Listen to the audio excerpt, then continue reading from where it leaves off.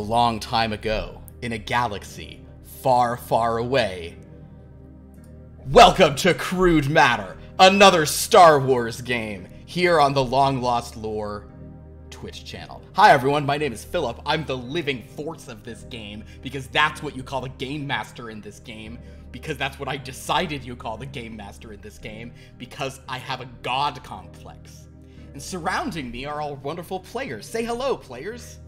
Hello, players. Hello. Hi. It's good. Great. Hello. I like that last night's intro is very like humble, and then with this one you're like, I am God here. They will be in trouble. Yeah, exactly. Well, there's a certain energy to this one that's going to be a little different than what was going on last night, at least to start with. I'm so excited. It is Star Wars week. I started receiving a bunch of vintage Star Wars micro machines in the mail from eBay today. These are literally things I meant to purchase as a kid and didn't. So I'm feeling really good. If anybody else has Star Wars stuff handy and wants to show it off quick, I know we were doing some of that earlier. You're welcome to do so. Uh-oh. You're muted, and it's disappearing into the sunset, Dan. Yeah. God damn it. Okay, well, my light. Oh, hang on. Let me put the background real quick. Virtual backgrounds kill it every time. It's so sad. This is That's very cool. This is my set of Rancor teeth to drink out of during this. That's amazing. I have one portion of my Mando helmet. Oh god, it's not showing up. And that is the thing you use for like your cosplay, right? Yeah, actually I have a full costume that's almost approvable for the Mandalorian mercs, but not quite yet. Not It's quite. taking me like 4 years. Oh my god. Yeah, they're serious. Wow. Yeah. They're serious. Wow. A Well, little intimidating. and then Tyler here is just has a costume I think it piece speaks already. for itself. I think that's accurate. So, obviously this is another one of our fun Star Wars games. We're going to introduce all of our characters here, sort of, just kind of let everybody get into it. I'm so excited to have everyone. I guess I'll just mention real quick, this is one of 2 Star Wars games we're running at present. Last night was the first session of Luminous Beings, which is set, about, 4,000 years before this one. And that was a very fun game, and I'm sure tonight's is going to be very fun as well. And in the month of May, certainly, and really beyond it, cannot get enough Star Wars, so I had enough interest, we're doing 2 games. With kind of all of that in mind, I think maybe now is the time to actually start introducing some of these characters. Let's start with Sanguinary Tembo, if we might. Let's kind of... yes. Why don't you just tell us a bit about this character? Sure. Sanguinary Tembo is a scout, a hunter, really, but not sort of for sport. More of to, he has a particular interest to train animals, to sort of put them into places where they are useful in of service, particularly a Rancor. Sort of my white elephant, as it were. As for my appearance, it's sort of something akin to this. I am a Zabrak. I do have red skin. I don't have complete facial tattoos, although there are some to mark my time with my people. I do have this sort of a reddish skin. But sort of well dressed, as far as someone's scout that might get lost in the jungle. That's sort of my brief synopsis of myself. Wonderful. Let's move on to, does anybody want to go next? Let's introduce Doom. So, Doom Toronto is he's a Thalothian mechanic.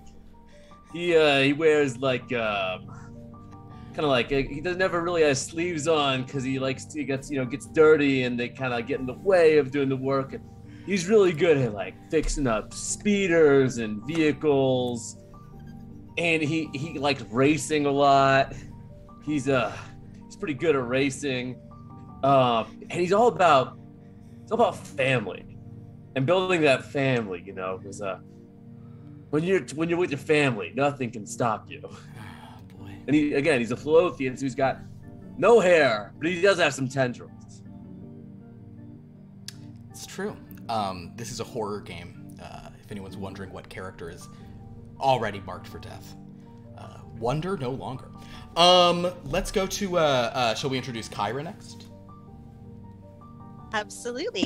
So Kyra is a Twi'lek. I decided she's going to be a purple Twi'lek. She is definitely a scoundrel. She has a very high taste, and she very much likes expensive things. So if she can find some good food out there, she's going to be trying it. She also knows how to mess with foods and what each species might enjoy. And yeah, she also just, you wouldn't expect her. She doesn't look the way she truly acts. And I suppose I actually should mention, we talked about this a while back. Kyra is accompanied by a sort of bipedal protocol droid, a rather specific model called SOM-34. It is a sommelier droid. Who is capable, who actually has like some like sensors to determine if wine and such have all the proper flavorings. You can call SOM-34, whatever you want to do it, SOM-34. That's what you got to work with. But SOM-34 also has a poison detector, as well as a very, very good universal translator. So Kyra is accompanied by this droid. You know what? I didn't even determine what color the droid is. If you have a color you'd like the droid's plating to be, you can say that. Otherwise, we can roll. Gold. Gold? Perfect. He has to be gold. Gold in color. Beautiful. All right. And then finally, Tyler, if you'd like to introduce us. Adelard Dunnere, traveling scholar. An animate. Light purple skin, balding with a fringe of long white hair remaining, robed, and of course, with the animate vocalizer necessary for races incapable of our sign language to understand. Yes, the anomids are a very interesting species. They don't have vocal cords. They primarily communicate through sign language, but they have 6 fingers. So it's a pretty unique form of sign language. So that is our crew.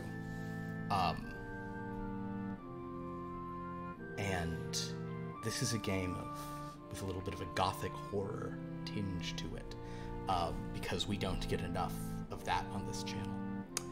No, we do not. To that end, I sort of did this as well for last night, but I'm going to do it tonight as well. We will be opening with an invocation.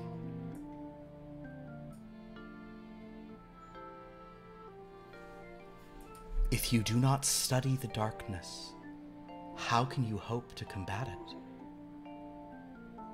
How can you know that you even should? Bratadanlos, a sage of Duarte.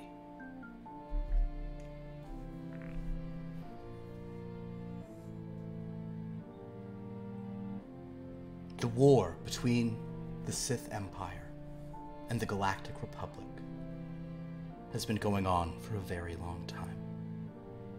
Millennia at this point, although active war has reigned for centuries. These are called the New Sith Wars, and there appears to be a new area falling between these competing forces almost every day. The Republic, over the past several years, has been fracturing a great deal. But the Sith Empire is more fractured. It is an empire composed of those who have been raised to seek power, to seek the ability to dominate.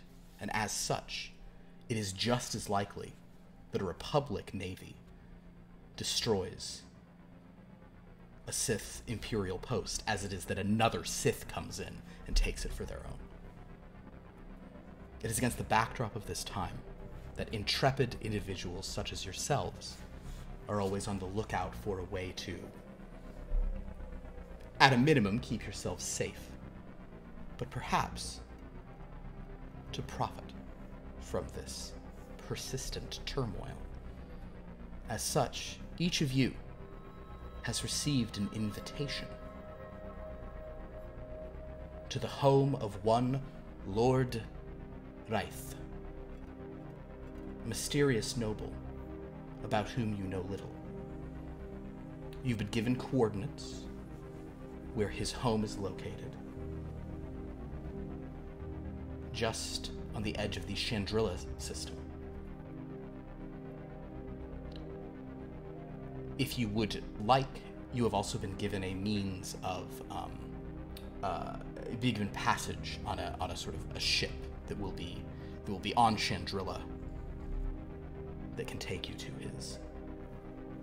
his home. But if any of you, I'm gonna assume none of you do based on your current credits, had a ship of your own or something, you'd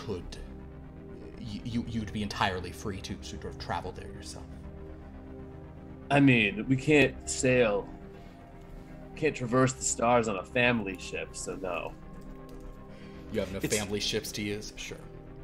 It's more of an environmental decision to sort of use transit rather than have my own vehicle. Sometimes it's good to save credits.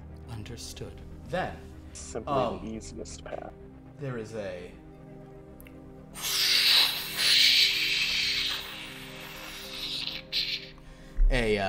sort of a rather sort of simple but elegant, yeah, I don't know, think like an Acura or something, shows up to take you where you're going on Chandrilla.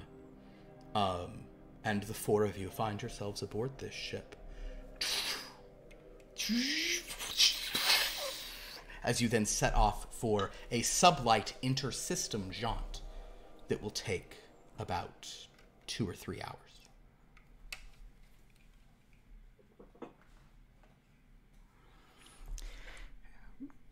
Quick, just clarify. You said Lord Raith? Raith. R-A-I-T-H. Okay. Thank you. Of course. Do I see the other passengers? I would say that this is it's a nice sort of vessel. Inside there's a few pieces of artwork. It's very clean, very kind of like minimalist. There are several different like acceleration couches, an ample space that all of you could certainly stick to your own areas if you wished, but you could also sort of gather together. So I will say, Kyra, you certainly can see everyone, but if any of the rest of you are aggressively trying to like sequester yourselves, you could make yourselves slightly less sort of prominent here in this sort of main area as your ship is traveling. Are there like viewing windows to view space? Beautiful long windows, yes, that you can sort of see the system. Now this is a sort of sublight journey. All you're really looking at are the same stars the whole time. But you absolutely can sort of look out. Yeah, I'll sort of be standing near one of those with sort of my, assuming they haven't collected all of our weaponry, I'll have sort of my my rifle slung over my shoulder, sort of and sort of staring out into space. I will say that your sort of things like a rifle, they would have no one's going to take it from you, but they definitely would have like assumed you would want that, stowed for the journey. Fair. Cases and things. Now, if anyone wants to be hanging on to full weaponry, they're welcome to. But for the most part, I mean, I assume you all brought some cases and such here. Yeah, I mean, my ion rifle and my grenade launcher and my grenades are all going to be, my blaster are all going to be stored. Yeah. I simply have no weaponry with which to travel. Very good. Then I'm just sort of standing, looking out to space. Okay. Sans rifle over shoulder. Okay. So Kyra, you see Sanguinary there. What about Doom and Adelard? Are you? I'm definitely observing my surroundings. I'm trying to figure out who these people are and if they're going to the same place as me for sure. Mm-hmm. As you're sort of taking a glance at them, Kyra, your droid, sort of gold-plated head will sort of turn to you and sort of say, you have been inactive for 17 minutes. Why don't we take a few laps around to get your steps in? I think I'm good. Very well. Well, I'm going to walk around. Never move, never rust. So you guys do see that this gold, restless droid just continues moving around. I'm sorry. I gotta look at something with my my sense. What? Okay. Wait. So Philip, remind me. So with my tendrils, can I like use that? Can I use that to like get a sense of like how I like just do a real good like tendril check on this place? So because you are aboard a vessel, your tendrils are going to give you a lot less information. You can certainly make one, but what the kind of intel you were going to really get if you do a tendril check, and if you want to, you totally should, it's more going to tell you like how well the air filtration systems have been cleaned. Like your tendrils are sort of like picking up like the biome of an area and kind of. All right. Like, in that case, I'm just gonna. In that case, I want to look around and like see like who's like vibes on everyone. Like, is there anyone who like might be a big shot like race person? Anyone? I don't know. Like anyone who might be like a mark we can like kind of hustle. I don't know. If they're a mark, they're not family. Like you could steal a safe from or something. Sure. Yeah. I'll say go ahead and make a look roll. This is the first roll of the night. That's a 36, which is a success. Very good. So please click the box next to look. Consider it clicked. God. So as you sort of kind of glance around, the ship seems rather sparsely populated, and in fact, you do notice that like a serving droid seems to have had brought through some like champagne flutes to you all. And like seem to have had way more prepared than there are only 4 of you on this ship. You only see a Twi'lek dressed fairly well, a Zabrak sort of in kind of in nice but sort of rugged garb, and then then you see an Anomid who is wearing like full combat armor under a sort of hooded look. All right. Well, in that case, I mean, look, I'm not gonna try and stir up trouble right now. But I will ask the serving droid for something a little different than champagne's a little too hoity-toity. You know, I want like a Yodello or something. Okay, a Yodello. Okay. As you're sort of saying that, a gold-plated droid who, as far as you could tell, is not working here, just seems to be pacing around the interior, sort of pauses and turns around and walks over to the Twi'lek. And Sam walks up to you and says, "Madam, one of the other passengers aboard this vessel is about to make a huge mistake. Do you permit me to speak to this individual, or would you rather I, as you often say, just keep my gold nose out of it?" Sure, speak to him. Let's see what happens. With a surprising burst of speed, Doob, you sort of see a gold droid running to you, and this gold droid appears and says, "Hello, Gentle. I just wish to inform you that you are making a bad choice as far as your beverage selection." Would all the Yodellos on this ship skunked or something? Well, I would imagine I am finding it difficult to process what you've just said. I would say that they all effectively have a sort of skunky flavor compared to the beauty of a nice Tony Ray or a good champagne as you were being served. If you'd like to pace back and forth with me, perhaps we can discuss your likes and dislikes, and I can sort of see if there's there might be a wine that would be suitable to your palate. Does it seem like this droid is functioning properly? This is interestingly not a psychology roll. So go ahead and just roll a general repair check. That's a 14, which is an extreme success. Oh, well, actually, I should be rolling with advantage, but that's going to be at least a 14. Yeah, it's a 14. 14. We'll click your repair then. The droid, as far as you can tell, you know, if you don't wipe droids' memories, like, periodically, they really do develop intense personalities, and this seems to be a borderline neurotic droid. But it seems to be functioning as it should.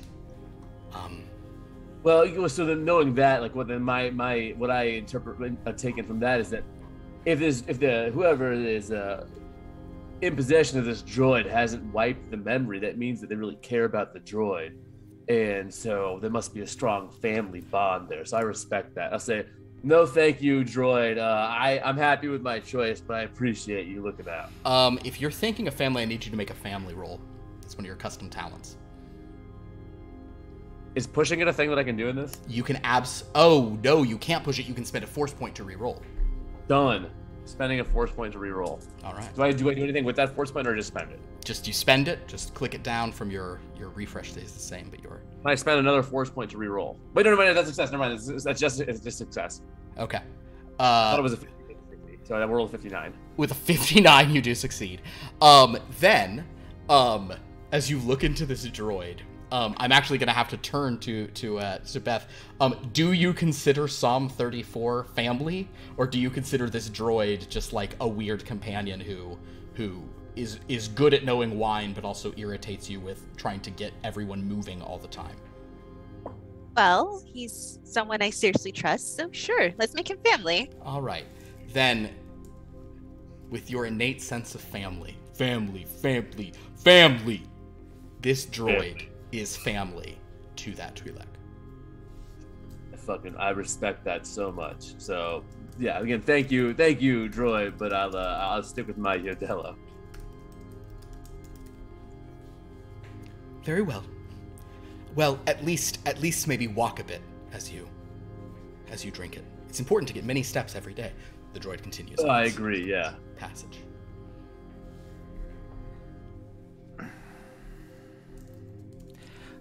I couldn't help but overhear your sort of search for a drink. If you're looking for something a bit stronger, perhaps I could interest you in something a little more exotic. Yeah, I mean, I tend to travel with. I'm always down for a beer and a shot. What do you got? Well, no beer. No, I got the beer. But I tend to travel with a fair amount of Zabrak ferment on me. All right.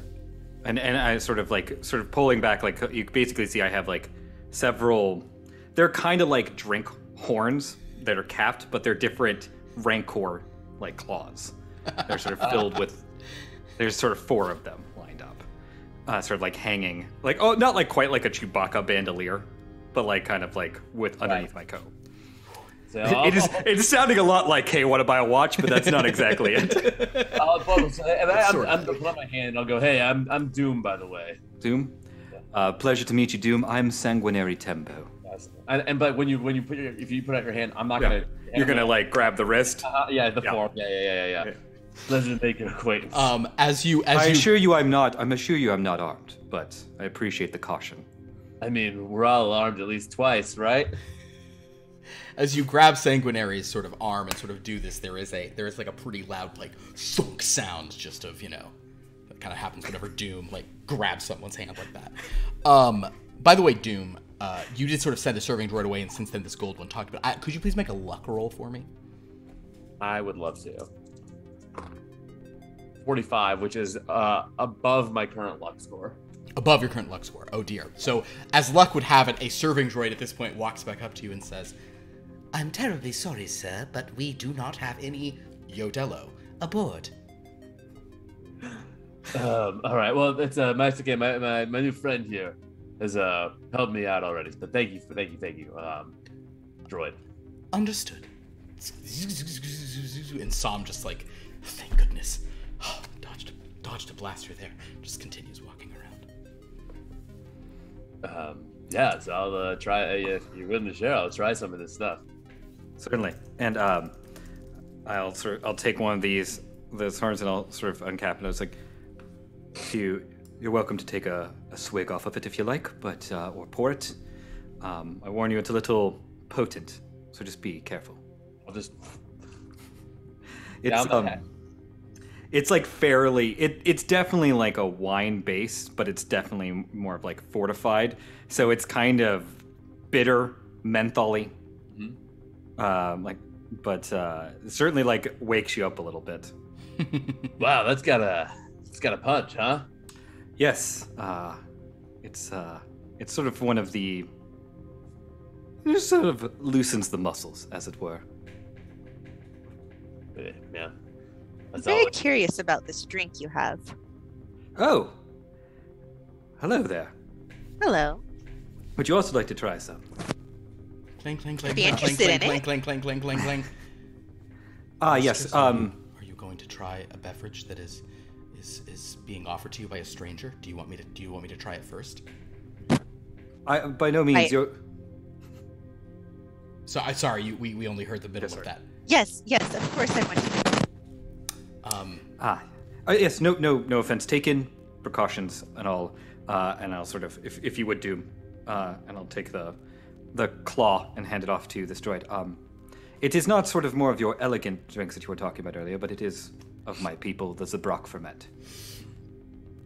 Just curious about other cultures. The sort of droid will investigate this, and actually, I think there is actually a thing that this droid rolls, if memory serves. Let me pull up. I knew I didn't have all my sheets up.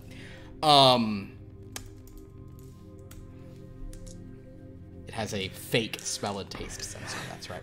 Oh, rolls pretty darn good though. That's very good. That will be a hard success.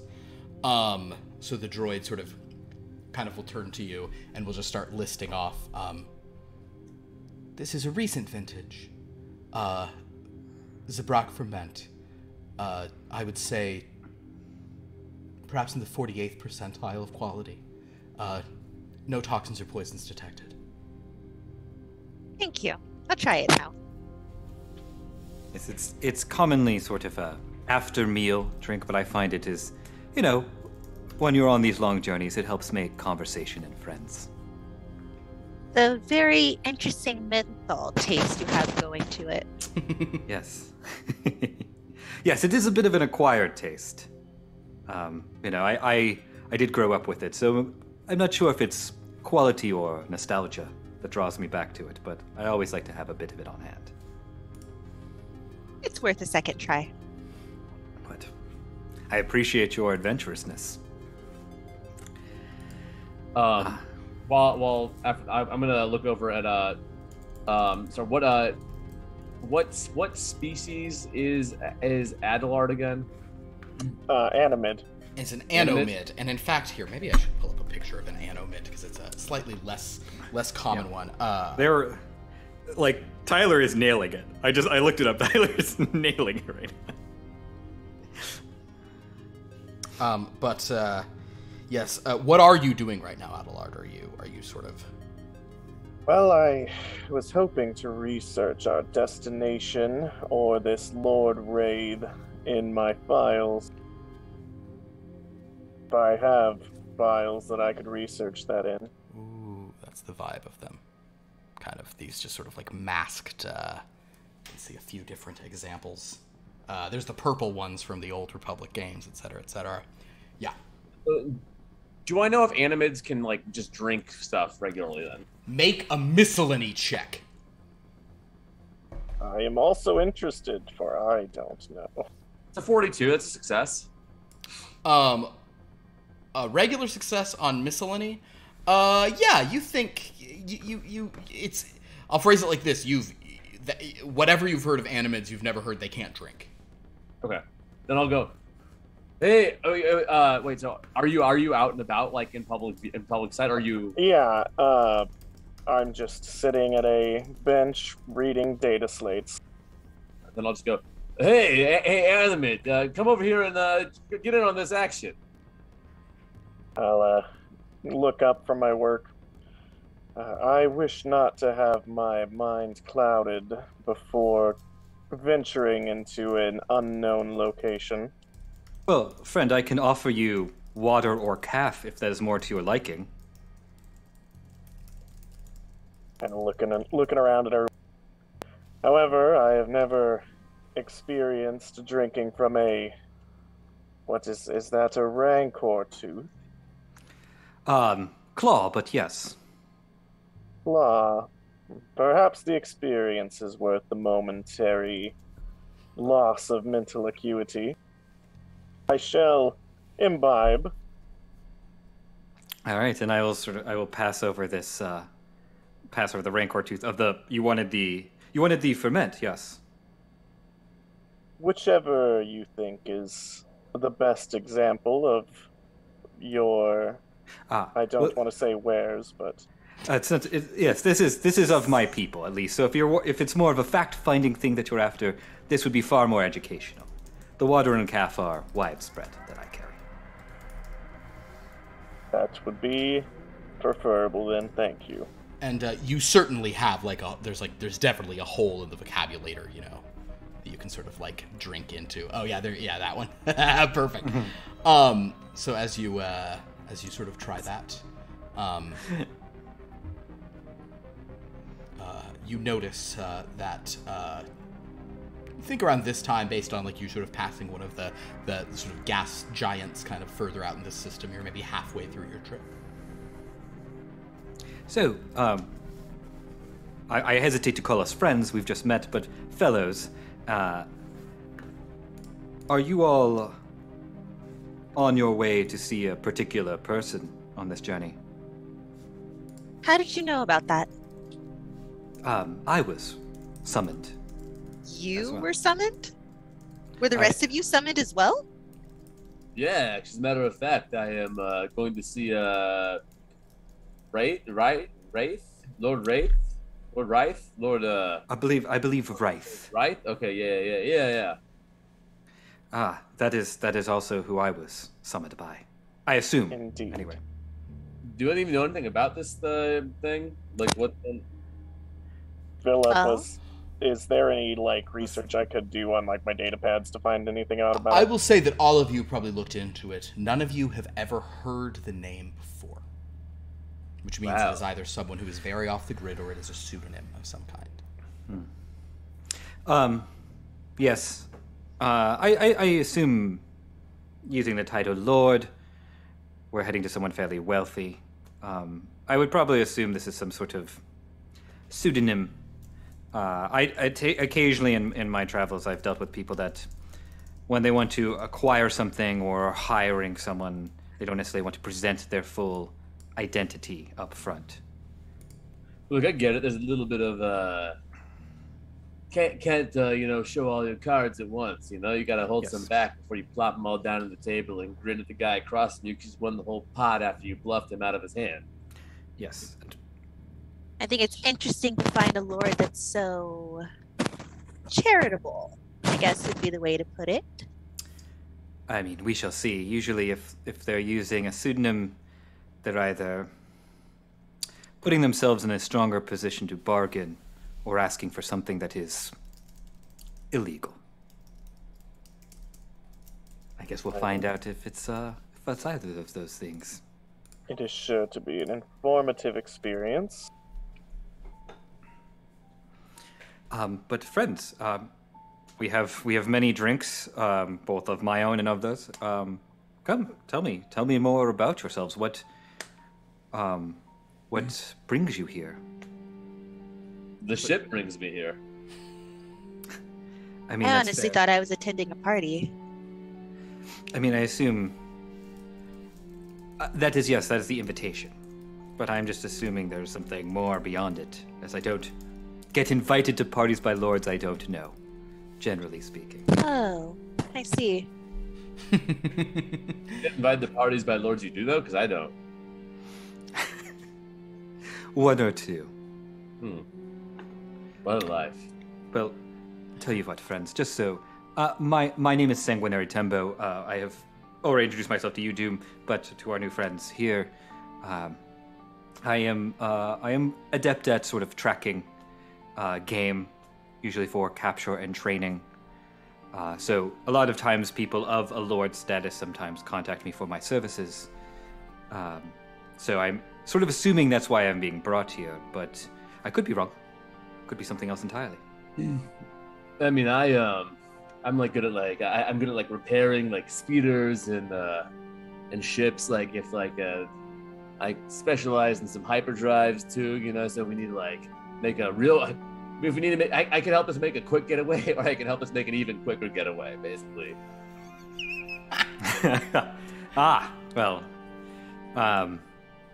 I hope we don't find ourselves in that situation, but it's good to know that that's an option should we find ourselves there. For now, you can call me Kyra. Kyra? Okay. Kyra. Yeah. I'm not quite sure why I was invited with you lot, but I guess we'll see what happens. I get invited to these things for different reasons. We'll see. And Very intriguing. I am Adelard Dunnere. I am a traveling scholar. I know can be unusual to see Animids off of our home world, but the quest for knowledge is never ending. Ah, fantastic. What is your area of interest or expertise, Adelard, if I may address you by your first name? You may. Philip, would it be... are my areas of study weird? Not necessarily. They range in esoteric. Your sort of field of study in which you have 2 bonuses is something that might be known but is not going to be widely studied after so much time. Your other bonuses are obscure, but not necessarily, In that case, I research much about governance, law. I just spent a not insignificant portion of time in the Sith Empire. I like learning about cultures and lore and history. Fascinating. So you are an unaligned party then in this conflict? Yes, I have no interest in the greater conflict. I simply travel to where I think I can learn the most. Excellent. I mean, how about you, Sanguinary? You got a side you're on here? No, not in any sort of particular side in this greater conflict. No Sith have contacted me for any sort of work. They seem to be sort of singularly focused at the moment. Yeah. But like I said, I travel. I travel about much like our scholarly friend. While they are in search of knowledge, I am in search of creatures. All right. So, and then Kyra, how about you? Are you on a side here? Whichever side gets me more money. Honestly, it doesn't matter which one. Sith are just a little bit more slippery. All right. So we got a mercenary for coin, a mercenary for knowledge, a mercenary for animals, and me, a mercenary for family. I love it. So then, well, family. That's interesting. Family is a tight bond. So found family can be stronger than your birth family. Yes. You're very interested in sort of sides people are taking, and I would say both Sith and the Jedi have a sort of familial style bond. So, do you fall on any side of this? No. It's too big. Like, you try and focus on those things that are too big, and you lose sight of the people that are close to you, right in front of you. Psychology. Can I find out if he's... Please make a psychology I don't roll. know what... This actually raises a very interesting question about Doom Toronto. Who is currently Doom Toronto's family? I don't know if Doom Toronto has any family right now. Then you know what I need you to do? Make a luck roll. It's Oh! Wait, if I roll all zeros, is that 100 or that's 100, right? Oh, that's a fumble. You just fumbled on luck. Then in that case, if you roll all zeros, then Doom Toronto, I mean, this is the horror game. Doom Toronto, in answer to this question, I'm sorry to just do this, but you just rolled rotten luck. Fumble on luck. So Doom Toronto, Sanguinary, what did you roll in your psychology, by the way? Just a success. A regular success. We'll go ahead and click the box. And with a regular success, there's a haunted look in Doom Toronto's eyes. And at this point, we might flash back to... I don't really have we'll use these micro machines. Back in this day, there was a ship that really looked like the thing. In any case, Doom Toronto was taking place in like a drag race, kind of like a quick starship race through a meteor, through an asteroid belt. And Doom Toronto at the last minute was put in to pilot one of the ships for his family. Now at this time, Doom Toronto had a huge family. It was so many people. There was like a Vincian who's just a giant rock. There was, I mean, I'm not gonna make a bunch of. I don't know enough about the Fast and the Furious movies to make all these jokes, but you get the idea. There was like 10 generations or so. So many people in his family, and like they all had kids, and it was like everyone was barbecuing all the time. And at the last second, it was decided that Doom Toronto was gonna pilot his ship. He took off. He was doing fine, but the other person who didn't even care about family also apparently didn't care about Doom Toronto's second passion, which is proper vehicle maintenance. And this person's ship had a bunch of loose lug nuts, and it exploded, and Doom watched in horror as it would almost be funny if it wasn't so soul-crushing, as every single person in his family, in a cascading disaster of explosions and things falling onto people, like, again, like, you'd almost think it was funny, the degree to which then everyone's like, oh no, like, watch out for the, this crashes, and then that explodes, and the guy with over at the barbecue, that ignites, and he gets lit on fire, and he runs through all the kids in the playpen. It was awful. I feel like Doom finding out about this is like Robin of Locksley returning home in Men of Tights and asking about every single member and things. Yeah. So then, yeah, so, like, say no more, my friend. Yeah. So with that in mind, the way I would have said it is, sometimes found family is stronger than birth family. Well said.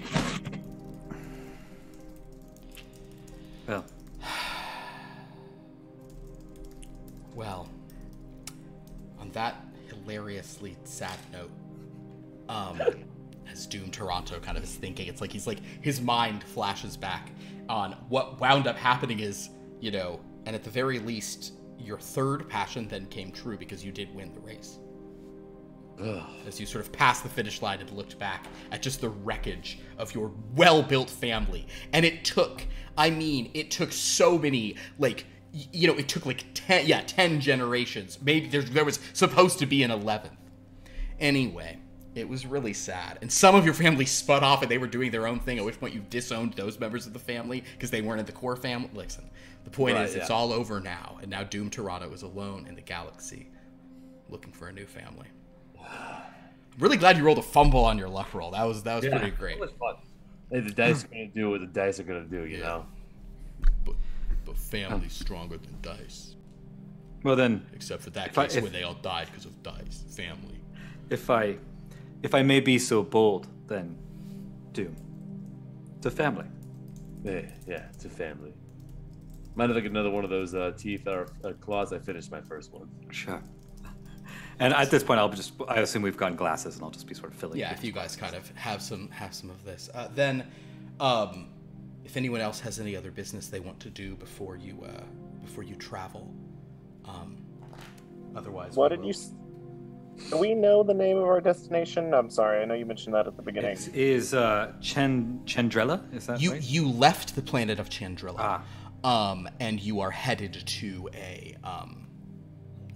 to somewhere in the system. You were given coordinates, but you were never told of the planet. Was there anything in the... It's just, we're just going to a party. We were just summoned to a party. There isn't anything... No, you were summoned to a sort of a potential opportunity for sort of Lord Reith has some things for you, and yet it was implied there would be, good wine and merriment and such things. Give me a percentage of like Willy Wonka this feels like, so I'm properly gauged. It feels a little Willy Wonka, but it doesn't feel. It lacks any element of a golden ticket. Got it. received like a strange letter. It's much more like Clue or something. It's much Imagine more a of a dog like, Willy Wonka. yeah. So Willy Wonka. Yeah. So as your vessel,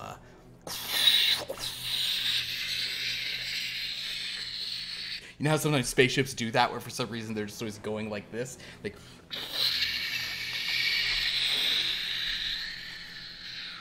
No, I always just assume that's it's the rocking the passengers to sleep moment. Well, yeah, they're trying to do that. So as you guys I kind assume it's the camera they have floating in front of the ship is actually rocking. Yeah. that's rocking the ship is totally still, yeah, exactly. Yeah. They don't have the technology to hold it steady yet. That's fair. Yeah, that comes about 1,000 years later. So as you're all riding aboard this vessel, Psalm reminding everyone every 10 minutes to stand up, that as you all sort of carry on, we rolled personality, and active was the thing that was rolled, so that's what I'm going with. It does seem that you are nearing your destination, and since there are large windows, who in this group, what is everyone's, it's below your physical talents, what is everyone's current look score? It's a 50 for me. 50, okay.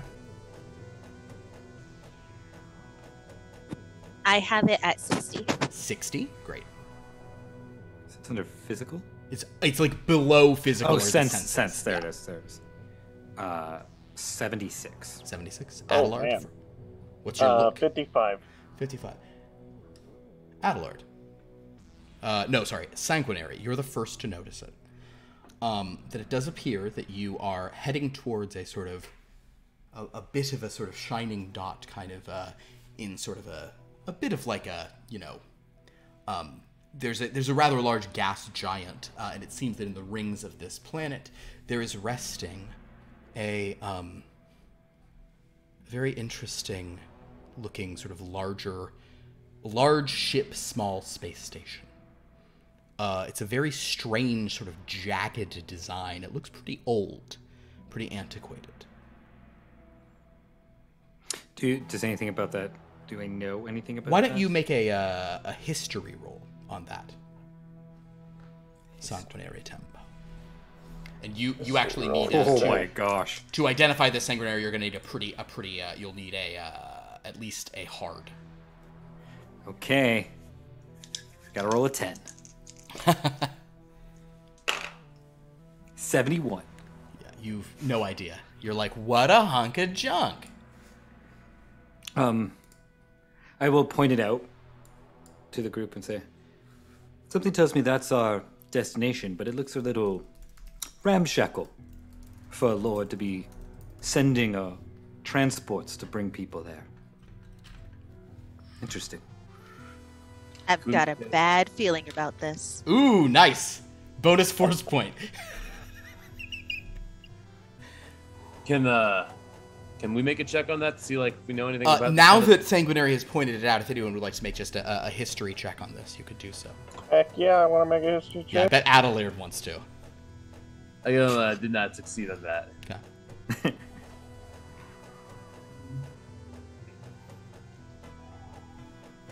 So it's kind of like... You said it had to be a hard success? you will need a hard success to know what this is, yes. Okay, because I have a 99 in history, but I got a 94, so... So, you cannot place it. It does seem old. Although I'll say, Adelard, as you're getting closer, it doesn't look ramshackle. It looks very like irregularly built, but it looks. And honestly, it's on the tip of you're like, oh yeah, that's I've seen something like that. I don't know what that is, but On the tip of your mask. exactly, it's on yes, the tip of your it's vocabulary. a thing. So, in that case, nobody can check their history because nobody knew what it was. You all, as you all venture toward this space, the serving droids come in and start collecting, and they say, they sort of say, "You'll be arriving at your destination momentarily." Oh, thank you. Suppose Thanks, I should. droid. Will our things be brought off the ship, or should we gather them ourselves? They will be brought off the ship. Oh, excellent. Take Then into we your can rooms. We can continue to relax. Yeah. And in fact, the vessel pulls in toward, as you kind of get just, closer and closer and closer and closer and closer. Is that in Spaceballs, or is that a different Mel Brooks movie? That's Spaceballs. Yeah. Yeah. In any case, it kind of goes in and you pull back. You find that your ship is entering a rather large hangar.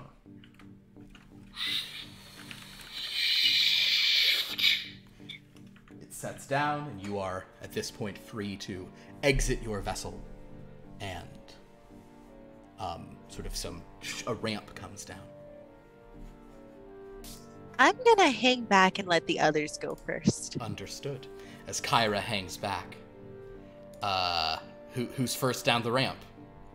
I will I'll proceed. hop on down, yeah. Yeah, I'll just go. All right, the three of them go, and Sam is kind of back with you there, going, I understand that you are being cautious, madam, but you really, could we at least be moving back and forth or something? Because we've been cooped up on this ship, and it's just we are going to need to get, we've barely traveled 7 kilometers on foot today. You will get your time to walk. It's okay. Understood. Well, I want everyone to walk, but that is good. Thank you. Yes. As we're coming off and I'm looking around at the place, can I look at is there looking at the stuff that's here in the decor and everything? Can I make a culture check or a lore check to see if I can get a sense of what's going on here? You can make a culture check, but I will tell you that it's very unfamiliar, so you're going to need a hard or an extreme to have any sort of sense of what's going on. All right. Yeah. That's a hard success. That's 29, and my hard success is 35. This looks like you are on a ship that is thousands of years old. Wow. This is like antique, like you're stepping onto some stuff. Now it is very well maintained. Okay, I was gonna say that would be my next question. Yeah, it looks like it's in great shape, but it looks like it's like you're walking into the Roman Colosseum or something. This thing seems very old. It's now Roman Colosseum, but it's has been restored and everything. All right. You step off, and you do notice that sort of standing a little bit further back from all of you, there are various figures who are dressed in sort of servant robes and hoods. This would be a separate culture check. And they're all wearing these masks that are a gold filigree, very complicated patterns. But their faces are sort of completely covered by these patterns, and then around them they're sort of wearing these almost like powder blue or sort of powder purple colored robes that they're all wearing. Is it okay if I roll a culture check? Absolutely. Do you want to roll a culture check on them? On these? Yeah, on them in particular. Absolutely. Let me see. All right, as long as I get. All right, is this a hard roll or easy? This will be a normal roll. We'll give you information, and then the more information you get. So you got to roll under your. Is this your first roll? Yeah. All right, so do that D100. Here we go. Okay, let's see. 35, and my culture is 50. Your culture's 50, so a 35 means you've rolled under. You have succeeded on a normal success. So you know enough about high class. Honestly, this is a thing you would be more likely to know about. They are wearing traditional Alsakani garb. Alsaken is a planet in the core world. It's notable for having been a long-time rival of Coruscant, especially kind of throughout the early development of the Republic. The Alsakans were much more aristocratic. They sort of favored more. The Alsakans are interesting. You wouldn't know all of this with your culture. You just recognize where they're from. But at some point, somebody roll a history check on the Alsakans, because it's a very interesting vibe. But they seem to be wearing traditional Alsakani garb. However, the masks you are unfamiliar with. You've never seen that before. Are they short leg Alsakans or? No, they're about the same height as and Alsakans. The Alsakani are typically human, so they're kind of typical human height. And these figures are about human height as well. They're just all kind of wearing these things, and they're standing. There's 3 or 4 of them back here, but at the front of this group, wearing a dress of a different color entirely. Actually, no, her dress would probably be sort of white and diaphanous. Is a hovering being the likes of which none of you, save perhaps Adelard, have ever beheld before. She seems to be around half a meter tall. She's hovering about a meter off the ground. And she is emitting a blue light. Her body is bipedal, and her features are sort of strange and almost smooth and doll-like. Adelard, you recognize, and I don't know if you've ever seen one before, but this is Ialisar.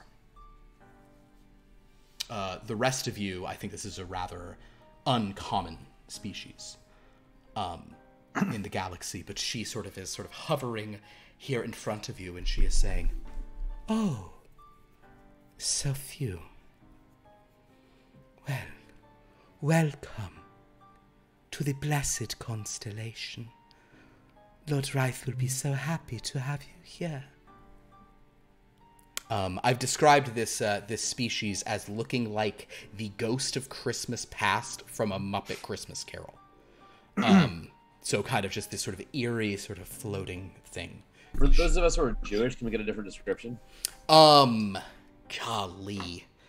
I'm just going through like my Borscht Belt comedians. Hold on. It's not. It's. I don't have one. I'll have to get you one later. So, but she's kind of like, she's just hovering here and saying, "Oh, was your journey all right? Is it only these four?"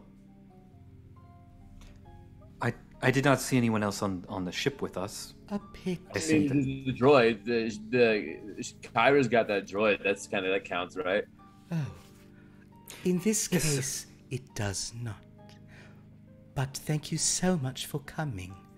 Lord Reith very much appreciates you taking the time, and hopes you will enjoy his hospitality.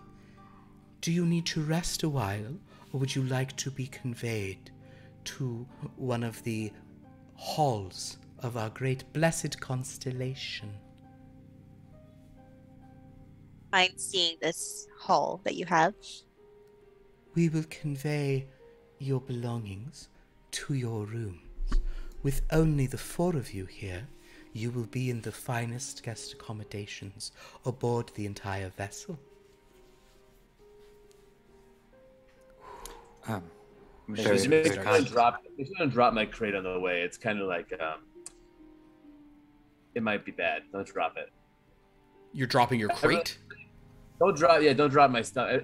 Everything's disarmed, but you may not want to drop it. She sort of indicates this to her, all those servants, and they all kind of like bow, and then they start picking up all of this stuff and going off, carrying all of your things places.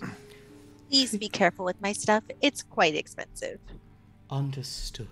I assure you, the staff will take the utmost care, but I will convey this to the housekeeper.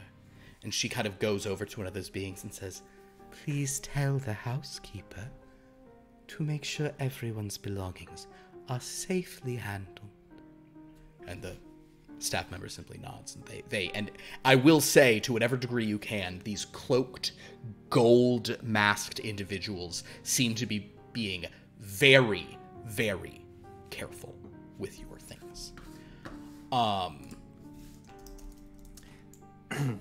As we're sort of making our way, assuming I just sort of will drift back a little bit just to the protocol droid to say, "Some, just so you are aware, you count. I'm not sure what this is about, but you count." It's not a part of my programming to take offense, only when I'm much more offended by your companion who wanted to drink Yodello. So please don't worry about me. If you're concerned about my well-being though, Master Tembo, could you just let's just move a little bit. You've been stationary for too long. It's important to keep your heart moving. Your heart's moving, rather. Apologies. Thank you. I appreciate your health focus. Mm-hmm. And I'll begin walking. Wonderful. The Ialisar sort of return. I am Milia Deltrich. I am the major domo of the blessed constellation on which you find yourselves. I'm sorry, what was the name? Milia Milia Deltrich, and she's very like Deltrich. she's very like specific about it. It's Milia Deltrich. Milia Deltrich. Milia Deltrich. Thank This way, please. I will convey you. And she sort of starts leading you down this like rather grand arched sort of hallway. You notice there are various sort of beautiful there's these beautiful like crystals in the walls, sort of shifting in color slightly. Can I use my tendrils to see like how many people are on this space station? Yes, here you can make a tendril roll. Go for it. Well, okay. I would love to spend a force point to reroll that because that was a 99. Wait a second. What is your score in tendrils? 50. 50? Yeah. Because it's a 50, a 99 is not a fumble. Just to remind everyone, if you have a under a 50, 96 through 100 is a fumble. So basically, Doom is like, you guys actually see Doom's tendrils kind of like moving off of his head for the first time. God damn it. Wait, am I allowed to reroll more than once? I guess if you want to keep burning force points. That's a 90. A 90. You are allowed to roll more than once. That's fine. I'm gonna just mention force points are one of the main ways you don't die in this game. So you can burn them if you want to, but I mean, I guess it's not a Doom thing to hoard your force points. Yeah, go for it, Doom.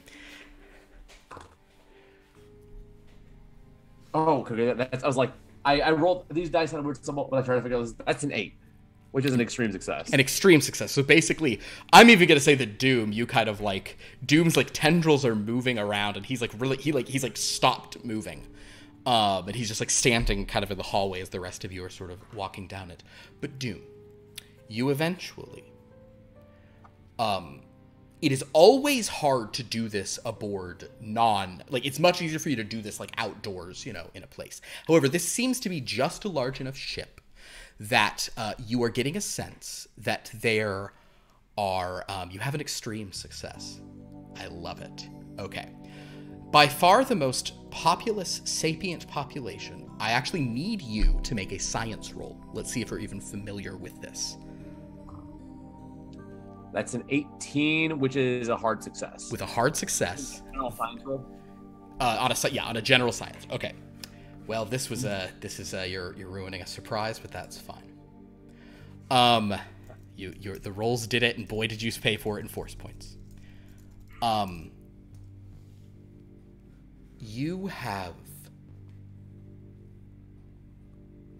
You've heard of them, and you're kind of like, you're intuiting that the most populous kind of sapient being aboard this ship, the primary sapient population, is a species called the Stennis shifters. Because you've rolled such an extreme success, you actually are picking up a few words of their native language. Ooh. The Stennis shifters are kind of a very disturbing species because many people call them force eaters. Among those who can use the force, the Stennis shifters are known to be able to drain them of that ability. And in game, I will let you know, they can steal your force points. Ooh. They have the ability to siphon away your force points and use them as their own. The Stennis shifters are, otherwise seem to be human-sized, and they're not particularly common, so to find so many of them in one place feels odd. They also have some telepathic abilities, as far as you know. Well, if there are a bunch of them there, you know what that probably means. The family of them. When they're here, they're family. Exactly. So.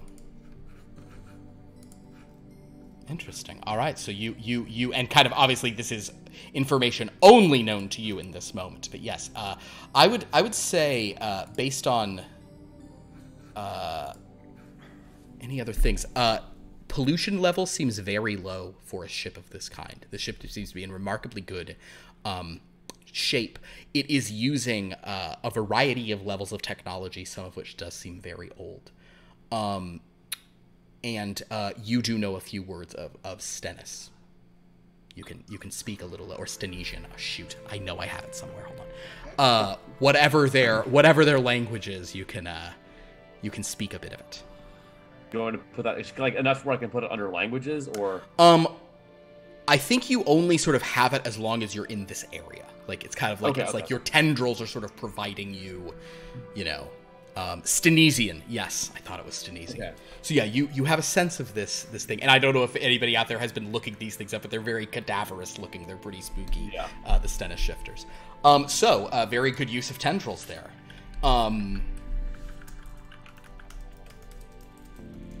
And I notice his either discomfort or observation of his surroundings. I am going to say that because Doom had to spend so many force points, he did stop for a moment, so it would be entirely logical for you to sort of, especially since you seem to always be kind of at the rear, you could have paused and sort of hung back. If you'd like to talk to him, that certainly would make sense. You seem to be noticing something. What did you see? Oh, I just so these bad boys, and I kind of like fluff the tendrils. These bad boys, you can fit so many senses in these bad boys. Like they can, I can if I'm in a place, I can actually see, like kind of tell like who and what's in the surrounding area up to like almost like 10 kilometers away. So it's like pretty cool. Like I kind of get a sense of like where I'm at and what's going on. So it's pretty chill. And with tendrils, as you can see, I have two myself. Did you notice anything dangerous? I mean, there's there's some people here. I mean, but that's to be expected. It's a station. I would say this the air here is remarkably. You drove by one of the air quality here is remarkably good. Okay, just let me know if you noticed anything. Okay. I will do that. If the two of you wish to sort of catch up with the group, Milia is sort of telling Sanguinary and Adelard just kind of various details about, yes, the restoration of the ship has been going on for a while, but we are very happy with many of the new modifications to the filtration systems and air purification systems. This way. This is actually a question for you, Philip. Oh, yeah. Not for Milia. For Milia. Can I be making like a mental map of the area that we're being led through? Sure, make a navigate terrestrial check then. Just to try to like... and I will say this is not a bad idea because this place is, I mean, you can see it. It's like I was just grabbing whatever Legos I could, so it's very like, Byzantine and such. 21, which is a hard success. Yeah, you certainly could run back to the hangar you were in. Okay. I just want to kind of keep doing this. We'll say that you're kind of keeping a map. Wonderful. So, but you eventually are led into a beautiful large hall. And half of it is made of pure stained glass windows. There are several large tables with various, just artwork arranged on them. There also are some sort of beverages and some sort of smaller plates of food set out. You get the sense, again, they were maybe expecting more people. Welcome to the Hall of Glass. This hall, we have been in the process of restoring and altering the original stained glass windows. I would like to talk to Song, my droid. Yeah, he was a little bit away, but he gets there quick. He sees that Sam speaks Leku speak, so you can just kind of twist one Leku a certain way, just and he knows to come over, and he goes, yes. What can I help you with? Check the foods. Of course. And Som very delicately starts kind of like moving over all of the food, kind of just like nibbles and sips, and after a few moments, and meanwhile Melia either doesn't notice this or doesn't care. She's just kind of going on and on about the stained glass and how hard it is to, re-dye transparent steel. But as she's kind of saying all of this, at the end of it, Som kind of does all this and kind of just gives you a, all is well symbol. Yes, Adelard. Looking at the stained glass, can I do like a culture history roll to see if it has any kind of significance? Sure. Or is it just colored? Or is there like art picked out in it, or is it just colored? I guess. Question. Make a culture roll. Okay. Yeah. Let's see. Do a culture roll on this. That's interesting. Normal success. You are familiar with the idea of certain civilizations who will stain glass and make it for artwork, or especially places of worship. What's interesting here is they seem to be like they like the aesthetic, but they seem to be aggressively getting rid of, like, it is completely abstract. You see no artwork or depictions of anything in it.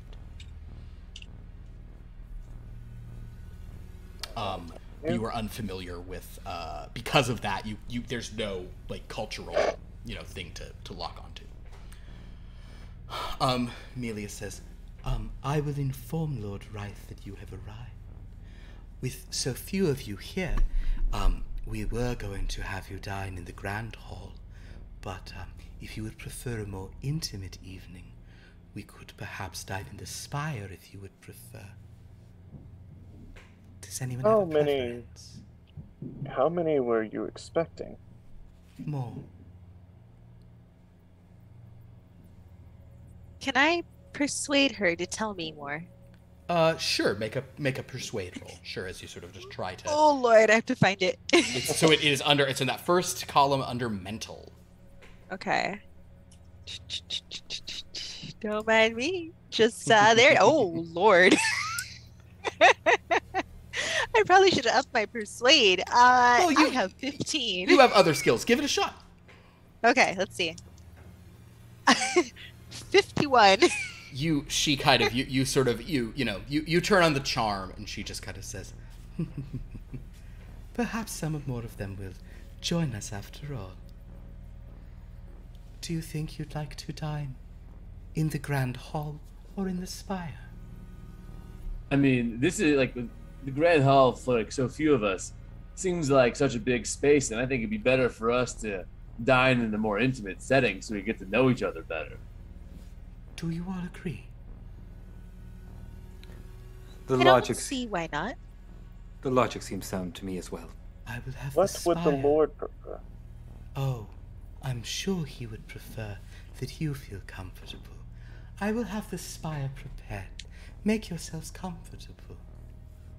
She kind of just drifts out of the room. You see a couple of those servants in the Alsakani garb sort of step in and just sort of stand there as if ready to sort of do anything if you need anything. They have their cloaks on with their gold masks, just standing perfectly still. Yes, Adelard. Sorry, as she starts to leave, I would like to drop into Yalian and say, perhaps we could have a private conversation later.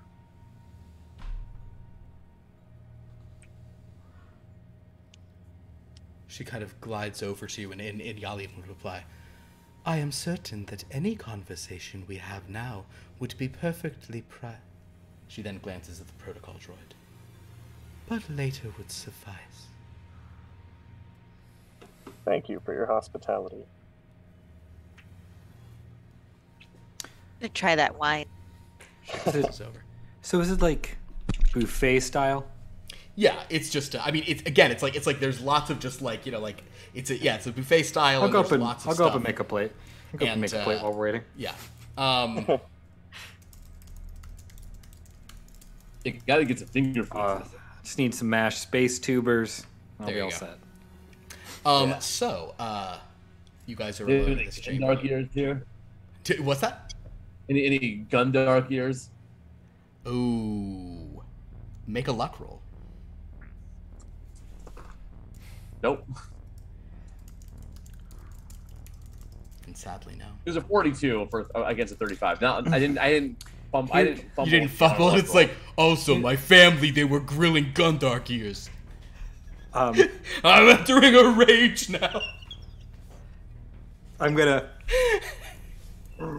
ask you like just a really like annoying question to ask the living force, as it were.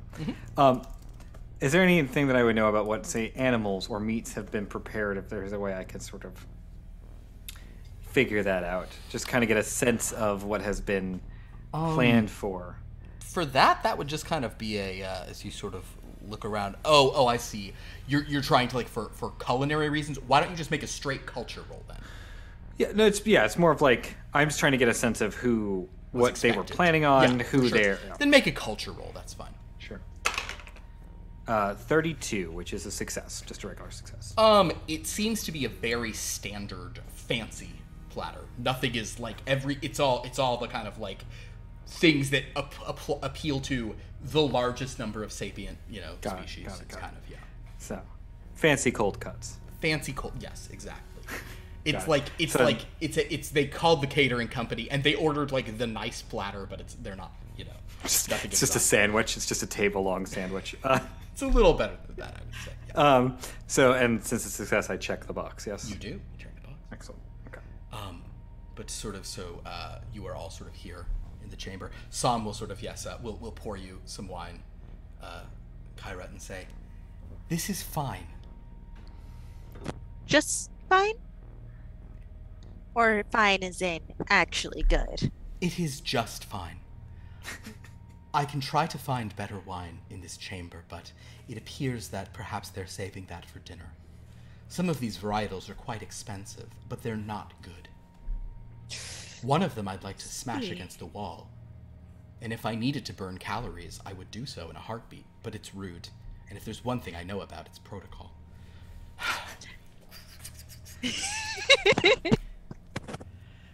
If you don't mind, I might find a quiet corner and do some burpees. That's totally fine. Go ahead. So the droid just goes over, just clank, clank. Yeah. Oh my god. Oh man.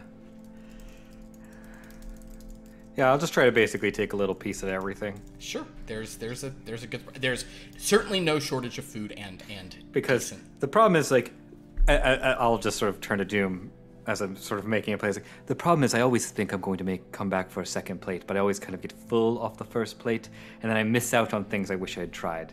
So I'm just sort of taking bites of everything. Right. So there's two ways you can tackle that. You can either take smaller amounts of food the first time, or you can just eat a lot faster, so you go back and you're not full yet. Oh, I had not thought about that. That's an interesting premise. Perhaps Right. Perhaps for a less it seems like something you might want to do in etiquette. this, like high society kind of deal. Yes, I think the Lord may, if I am sort of shoveling flesh down my throat in front of the Lord, that seems like maybe a bad idea. I mean, sometimes Lords pay to see that, but this is probably not one of those situations. Quite honestly, would prefer a deep fried Nulong leg than half of this food. That does sound good. I appreciate the window into your preferences, Kyra. And then a nice long walk afterwards.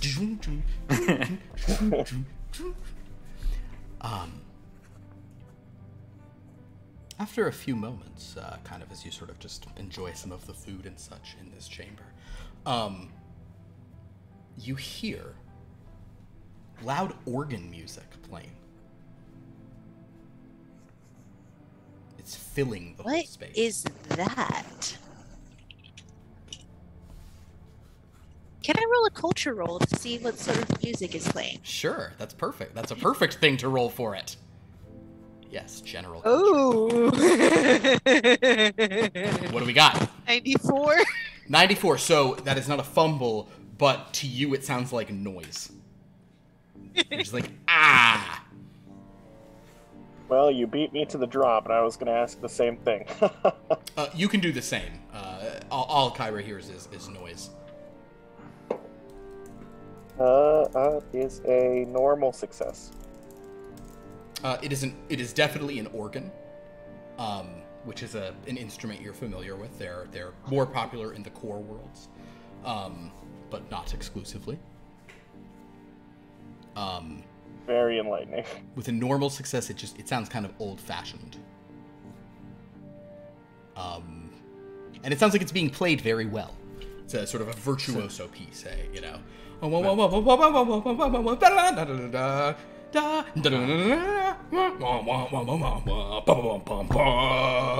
Very gothic, very sort of. I suppose we should go find our phantom guide. Not that music. Music is just terrible. Well, I suppose if we proceed to the source, it will end. So. It is merely a bit older. I would not say it's terrible. It is performed admirably, in fact. Anyone can make a listen roll to try to determine like where it's coming from, because it doesn't seem to be piped in over speakers. It seems like you are hearing it through walls and structures. 89. You rolled a what? I rolled an 89. 89. Yeah, you're just like making stuff. You know what, I'm actually gonna spend a force point to re-roll it. Okay. I rolled a 30, which is a regular success for me. Understood. And I got a hard success. Hard success. Okay, so those who succeeded, you can click your listens. Pierce, make sure you do not click your listen even if you succeed, because you used a force point. That's good thing to know. Remember. Yes. We're all learning the new system. So, those of you who hear it, you can tell there's like a set of doors across from the ones where you entered, that you think it's kind of through there. Well, shall we away, friends? Find out what we're all here for? Yes. I'm not going first. Yeah, all right. Well, So, I shall lead the way then. very well. Sanguinary, you go over to the door, you open it, the music grows louder, you see a hallway, kind of like a pretty wide hall with various colonnades kind of going down. But there's like a slightly ajar door about 40 meters down this like very nice hallway. You see there are numerous vestibules in the wall with plinths that presumably used to hold statues, things like this. It's all carved of stone, and yet there are those crystals embedded sort of throughout in a very regular pattern. None of the plinths have anything on them. Do they look like that's been the case for a while, or do they look like things were removed recently? Like, basically, are those? Understood. Yeah. Make a look roll. Yeesh.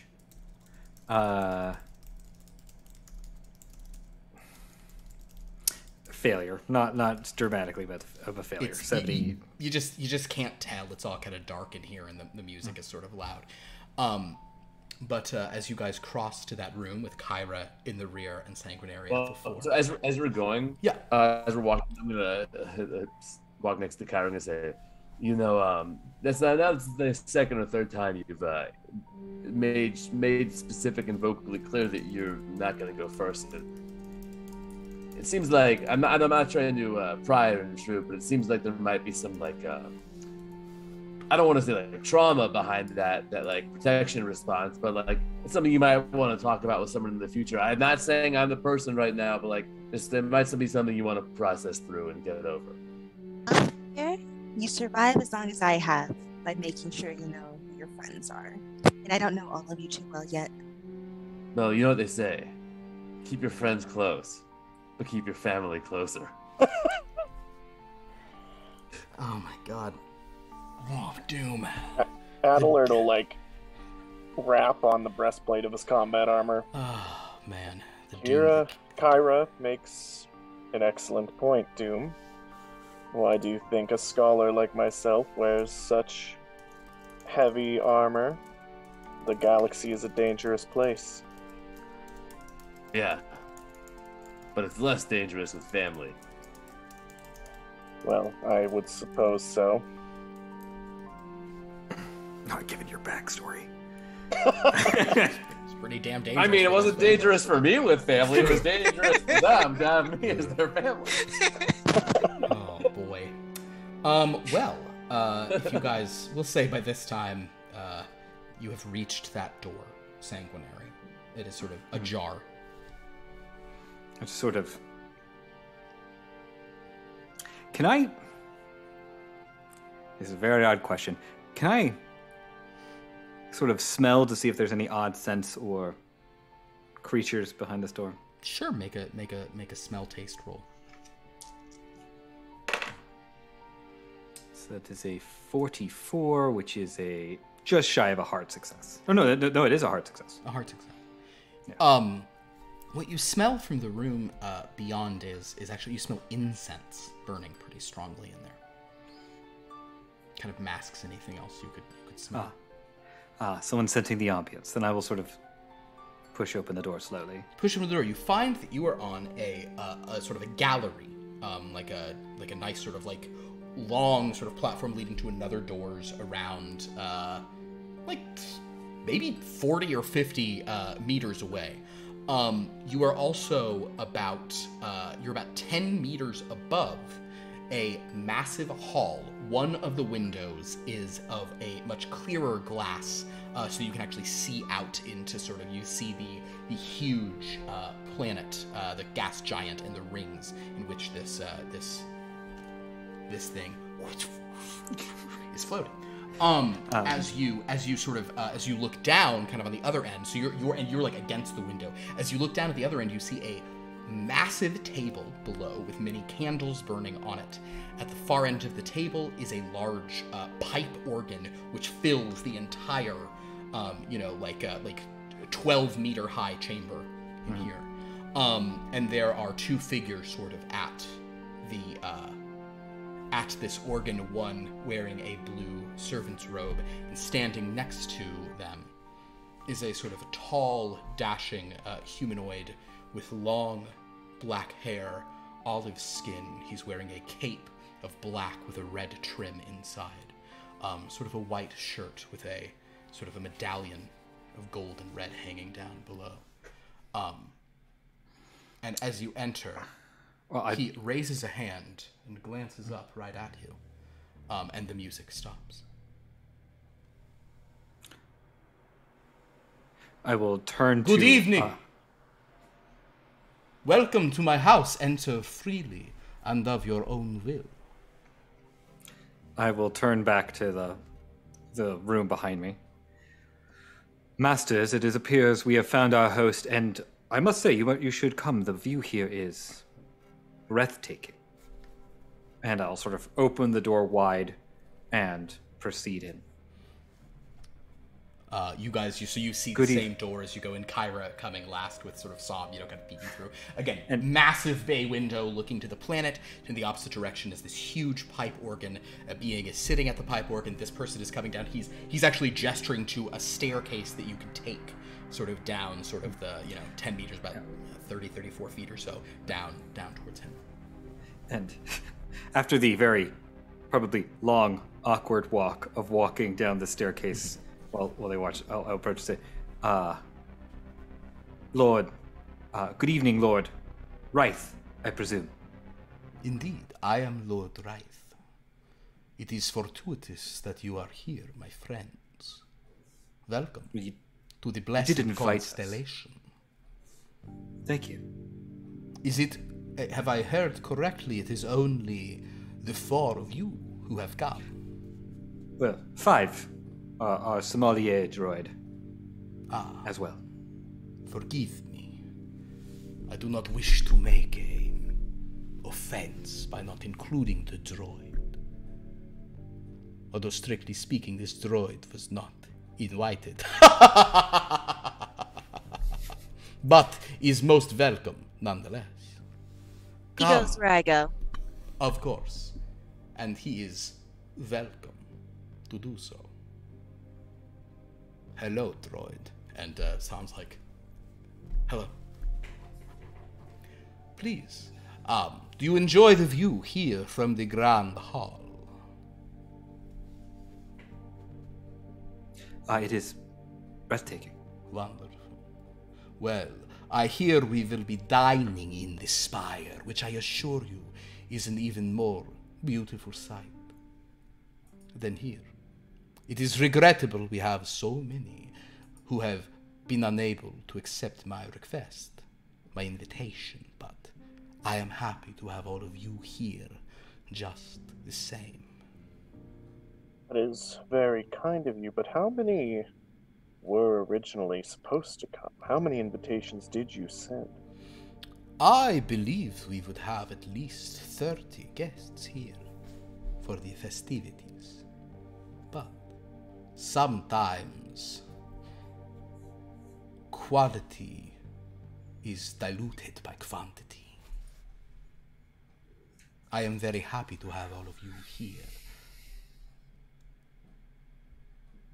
Yeah, again, thank you for bringing us into a fine place. Of course. What are your names, my guests? Please forgive me. I do not know precisely who each of you are, but you are most welcome. My name is Doom Toronto. Doom Toronto. What a lovely name. Evocative. Thank you. Yes. I like it, Doom. It is interesting, this word has a meaning. Are you a force of doom, would you say? No, I'm a force of fixing things and moving fast and having a good time, and I don't know. I'm just a force, not a force of doom. Very well. And you, he sort of now turns to Adelard. I'll extend my six-fingered hand. He'll pauses for a moment, kind of flourish at the game. Yes, I'll shake your hand. It's good to see you. Adelard Dunnere. Adelard Dunnere. I like how you say it with that accent. Forgive me. Yes, to this point, if there are any ways that my accent is too apparent compared to what you hear in the galactic core, please let me know. If there are any words I am misspeaking, if I make myself too conspicuous in my speech, it would be a benefit to me to know this. And you, madam. I'm Kyra. Nice to meet you. Kyra. He kind of takes your hand and just bows with a flourish of his cape. Kyra. Seems interesting that you've invited such a wide variety of people to your humble home. You certainly seem to fit in well here, madam. I do my best. You seem like you traffic in the upper echelons of society. Sometimes. This I find it is- more comfortable there. I can understand this. Some view comfort as a prison. To me, comfort is simply a reward for a job well done. I hope that you are very comfortable while you are here, Kyra. He bows once again. Thank you. And you, sir. Yes, Lord Wraith, my name is Sanguinary Tembo. Sanguinary. What a bloody moniker. How interesting, Mr. Tembo. Yes, I was granted it in my youth. I have sort of drifted past those ways, though, now. Well, I am glad to have you here, Sanguinary. Oh, I have almost forgotten, and I do not wish to cause offense, but the droid. He goes to Psalm and makes a big deal of introducing himself to Psalm. Psalm 3-4. You are most welcome. Takes a few steps. You came when you heard the music. What beautiful music the organ makes. Do you agree? I think it's lovely. It's the best song I've ever heard. Make a deceive roll. That was wondering if you're gonna make me do that. I will. Okay. Ooh, 70. Okay, let's see. 65. So unfortunately, now if you wanted to, you could either spend a force point to reroll, or you could spend some of your precious luck, and you could make it a success, or you can just let him clearly see through that you like the music. Up to you. Let's let him see. He kind of, his eyes, forgive me. I will attempt to have the playing kept to a minimum, and if nothing else, perhaps I can warn you when a number is about to begin. It is, however, a form of music that I find most illuminating. I must hear it at various times. It reminds me of...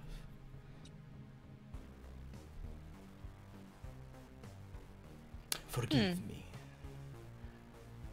It was indeed a classic piece. A very classic piece. Did my major domo Milia explain the nature of this vessel that you find yourself upon?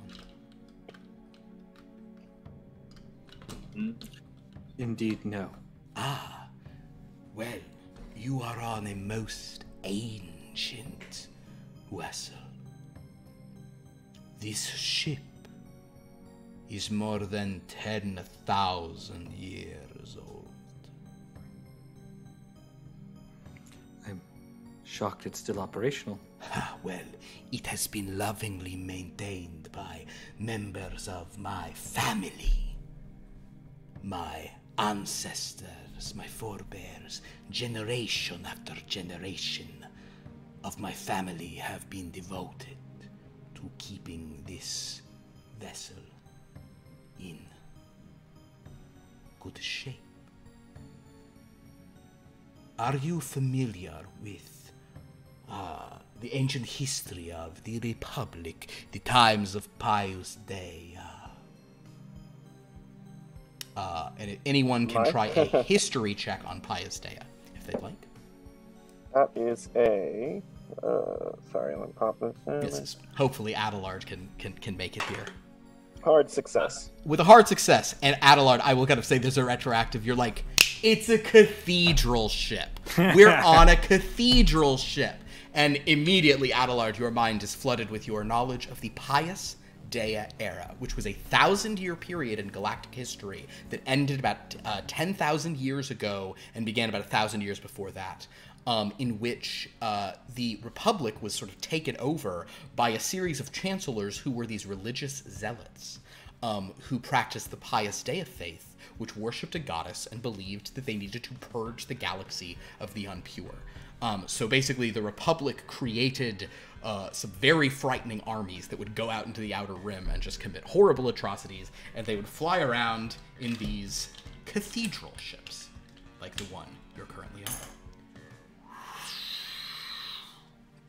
on. With a regular success, do I know any of that?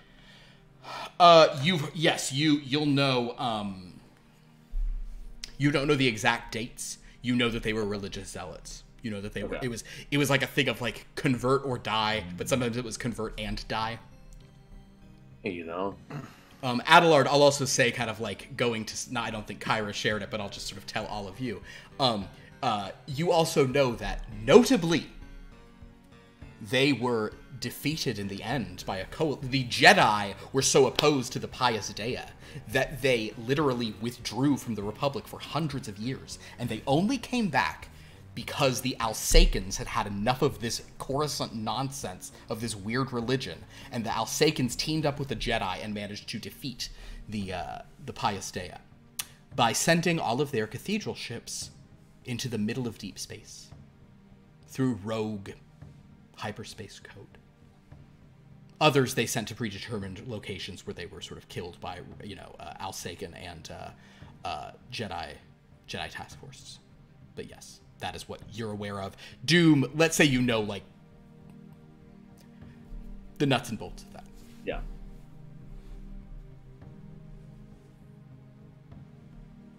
Yes, that explains a great deal about this vessel. Yes, it is a important vessel. There are, as far as I know, there are no other cathedral ships left. in operation, and I wish to make very clear, I am no adherent of this abominable Bios Dea faith.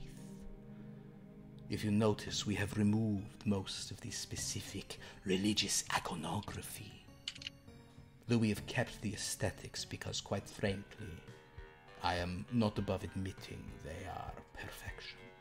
So grand! So awe-inspiring. He kind of gestures to the, Gothic arches and kind of just cathedral architecture in this room you're standing in. It is too dear to my heart. The vibes. I like the vibes. Correct. I appreciate you understanding and permitting me to explain the history of this place. But I am sure... Why did you invite us? Well, I have been here on the fringes of the galaxy, moving from one system to another. I am ready to make a grand entrance into the core worlds, but to do this I need a variety of assistance. Now, I invited many individuals with a wide variety of talents, and I will need things from many of them, but what I am mainly offering is the chance of easy, gainful employment to assist me in setting up my new home in the core. Whether it is on Coruscant itself, Gorelia, Arsaken, it is less important to me that I have a place to go where I will be known to the movers and the shakers. This is because, how shall I phrase this to you, my friends? I hope that I do not offend anyone by saying that this war that has gone on for so long has only one possible outcome: the destruction of the Sith Empire. Sympathize with their goals or not, I do not see a scenario in which they are able to successfully coalesce. As disparate as the Republic is, they are somehow far more focused than this authoritarian regime with too many who wish to be the strong man. Again, I mean no offense to any Sith adherents here. I simply, I've heard the phrase, I call it as I see it. None taken. As such, knowing that these wars are coming to an end, I wish to establish a foothold in the core, and I need assistance in doing so. Other credits? Oh, credits is something I can provide without any trouble. Yes, there are credits. Then I might be able to assist I am glad to hear it. for a while. I would imagine that you might be someone who was selected to come here given your connections in the core worlds. It should, by the way, be noted that Chandrilla is in the core worlds, and so he's brought his ship here to the core worlds. He's talking about making a more, permanent home.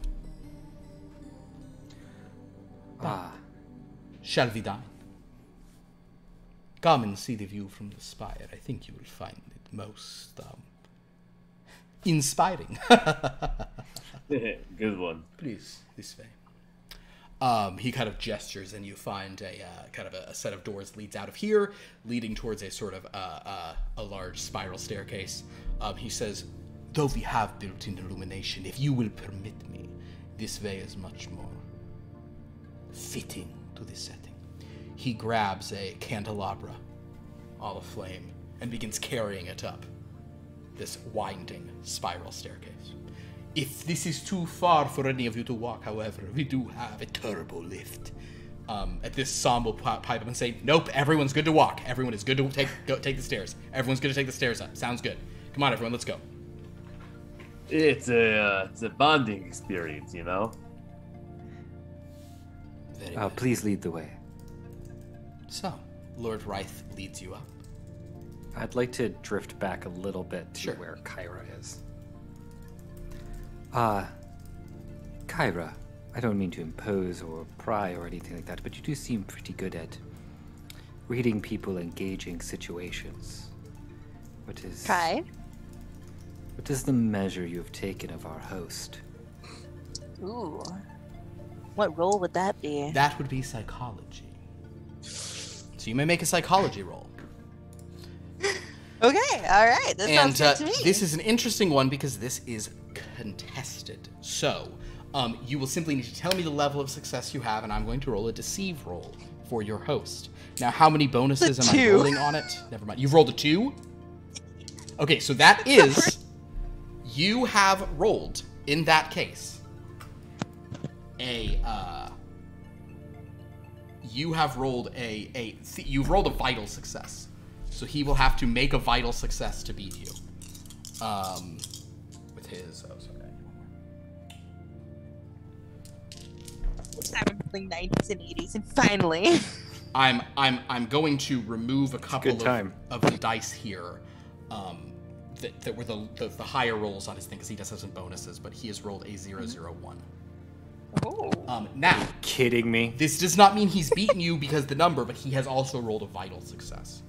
So because of this, the tie sort of goes to sort of the status quo, which means, but the benefit to you is you try to take the measure of this person, and you can draw whatever conclusions you want to about him. And the fact that he rolls with 3 bonuses on his deception. But as you sort of look this guy over, you should certainly have a sense of, I'll phrase it like this: you don't have a read on him, and you know it's because he's very, very good. He's completely in control of what he's saying. He has not let one wrong word slip. He knows exactly what he said. So you have no idea what he's being truthful or false about. So, reading him, I can definitely tell you he's hiding something, but I don't know what. And I don't know if he's a friend or a foe yet. Yes, I'm sort of inclined to agree. You see, Doom's skills, Adelard's skills, your skills, all make sense for his goals. Mine don't. So I'm not sure what I'm doing here. Are your skills? Tracking, capturing animals. Kyra, by the way, go ahead and click, I'm going to say definitely click that psychology box. Even though it was a contested thing, because you couldn't have done better, you certainly get the credit to potentially advance that. So yeah, click the little checkbox next to psychology. Now, I've made friends across the systems doing that, but certainly not political connections.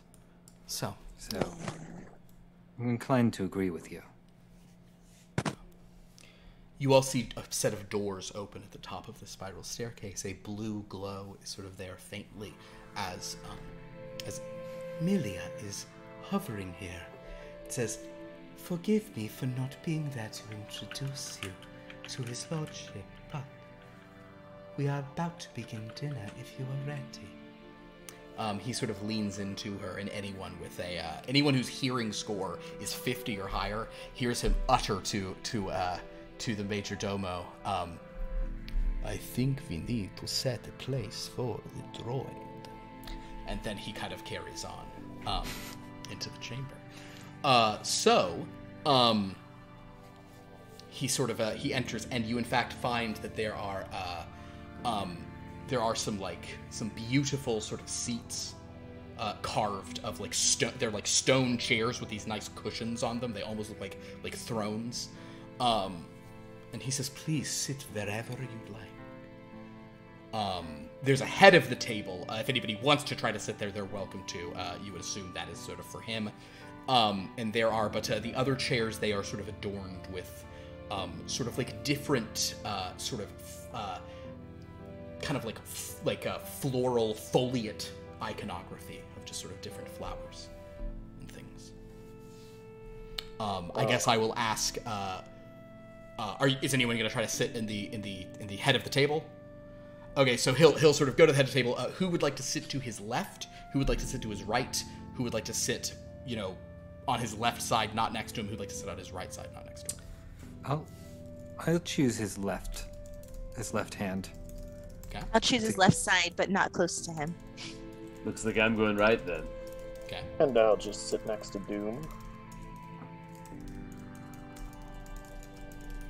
Very good. And in fact, since Kyra, you're on the left beyond, that actually is perfect because a sort of a chair, not as nice as any of these chairs, is sort of brought in. Still a nice enough chair is brought for out for Sam, who kind of leans to you and says, "You know how I feel about sitting. It's the silent killer. I understand that my joints really won't be harmed if I just sit all day, but you do know how I feel about this. Is it okay if I stand at your side? Do I really need to be seated? I'm not going to be consuming anything unless I'm testing things for you." Let's accommodate the new lord. Sit down and make him feel more at ease. Very well. I just want to say I would be much more comfortable if this were a standing dining situation. I know it's not better for digestion, but I still think it's better in the long run for heart health. The droid sits down and kind of just is rocking antsily, like you guys hear like droid legs pumping under the table, just trying to get whatever exercise. This, by the way, because droids aren't people, this droid burns through so many gaskets. Like this droid's gaskets don't get stronger from use. This droid is a very expensive droid to maintain because of his need to exercise. Oh. Anyway, once you are all seated, Lord Ryth kind of flourishes his cape out and sits at the end. I also did not mention, kind of we came in here, but this spire is incredible. It is a 360 degree, and aside from like the doorway where you entered, view. And it seems to be like, you can see some of the stuff, but basically the spire is like this thing back here. So you're like in this kind of thing, so you have this like beautiful view. You see a bunch of the cathedral on one side, and then you see the planet on the other. So, it's cool. Well.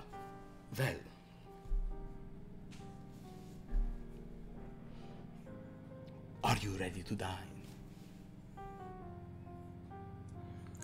Yes. I'm always ready. Then, we begin with my favorite first course, soup. And with this, some of the servants enter carrying a very like delicate-looking, clear-brothed soup. This soup is made of root vegetables that only grow for one day of the year, and the year on the moon where these vegetables grow lasts 10 standard years. So as you can see, this is a rare delicacy. And since I have enough for 30, do not be... feel free to have as much as you like. Oh, sorry.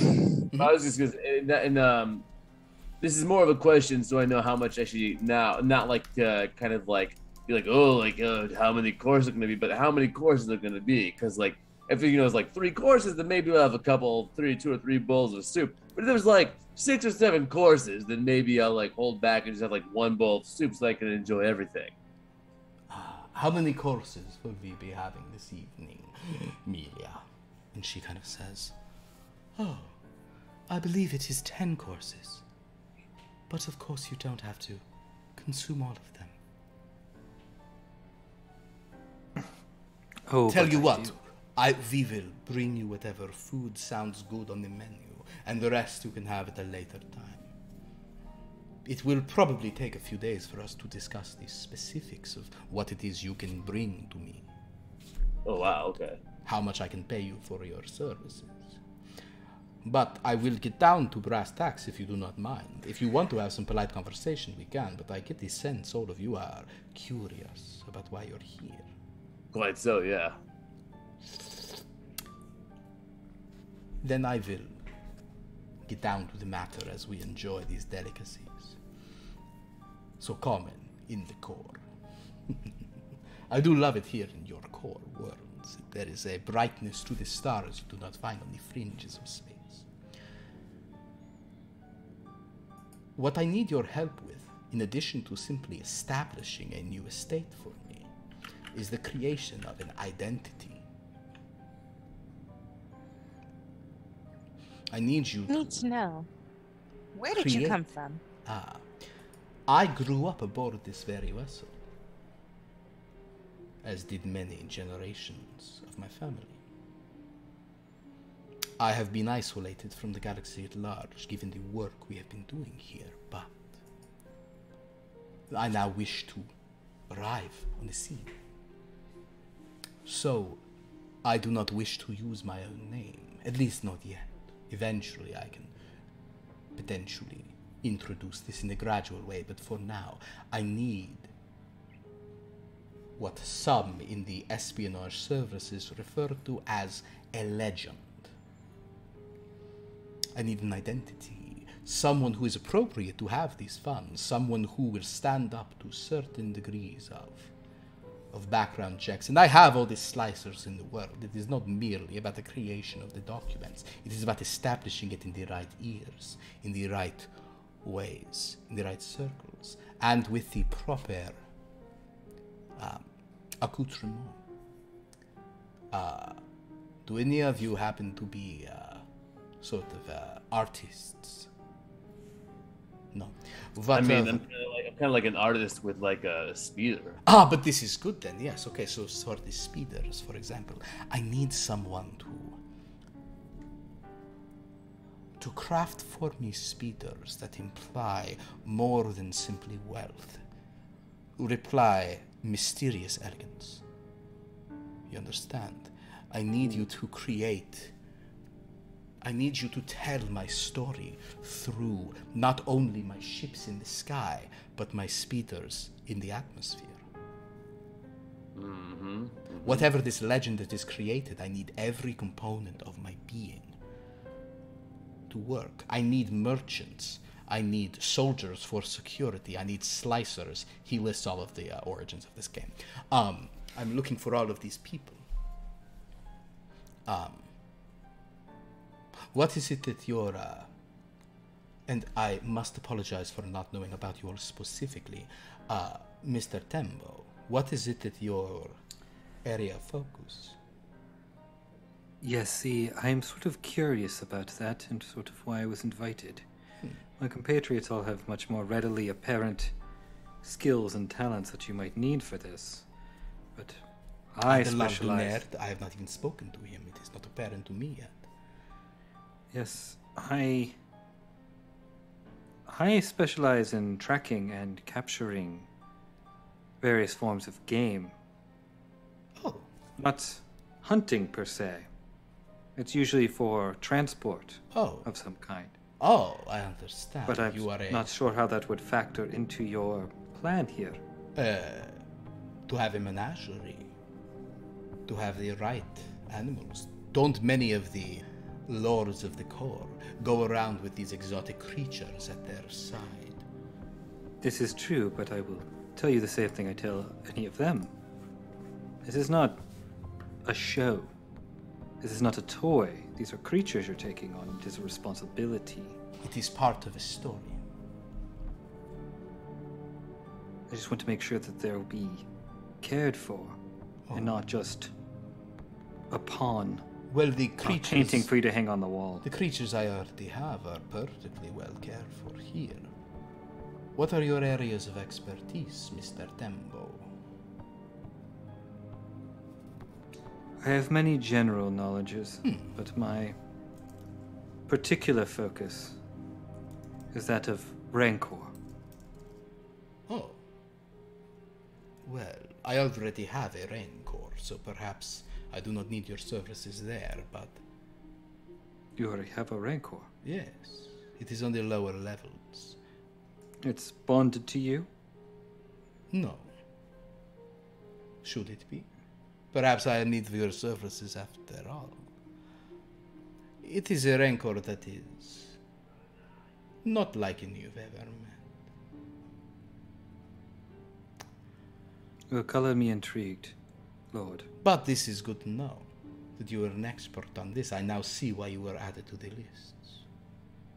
I would not take you for the type, although I suppose I should see you wear some of the accoutrement of it. I would urge you on this point. I do have many things on the lower levels of this vessel. I will not ban you from going anywhere aboard this ship, but I would urge you to perhaps not go below the meridian of the vessel. There are areas that we have updated here in the top parts of the ship. There are areas that are more wild and old down below. I do not forbid you from going anywhere, but it is a word of caution. If you wish to see the Rancor, we will arrange a time to go down, as that creature requires a great deal of space, as you can well suppose. Indeed. I should like to do that. What is it you wish to do with the Rancor?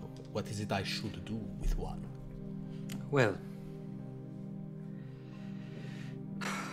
oftentimes people who acquire Rancors use them as some sort of threat, some sort of weapon. As far as... This is a common story for them. The Huts do this, do they not? Indeed.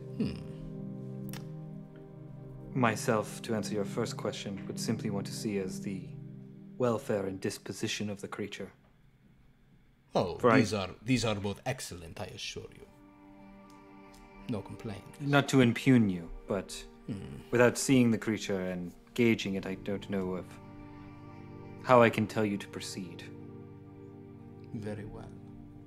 Well, this is why you're here, to offer me expertise in these matters, as well as in matters of, he kind of gestures to Kyra, courtly life and elegance, or to doom vehicles in style, to ride in style.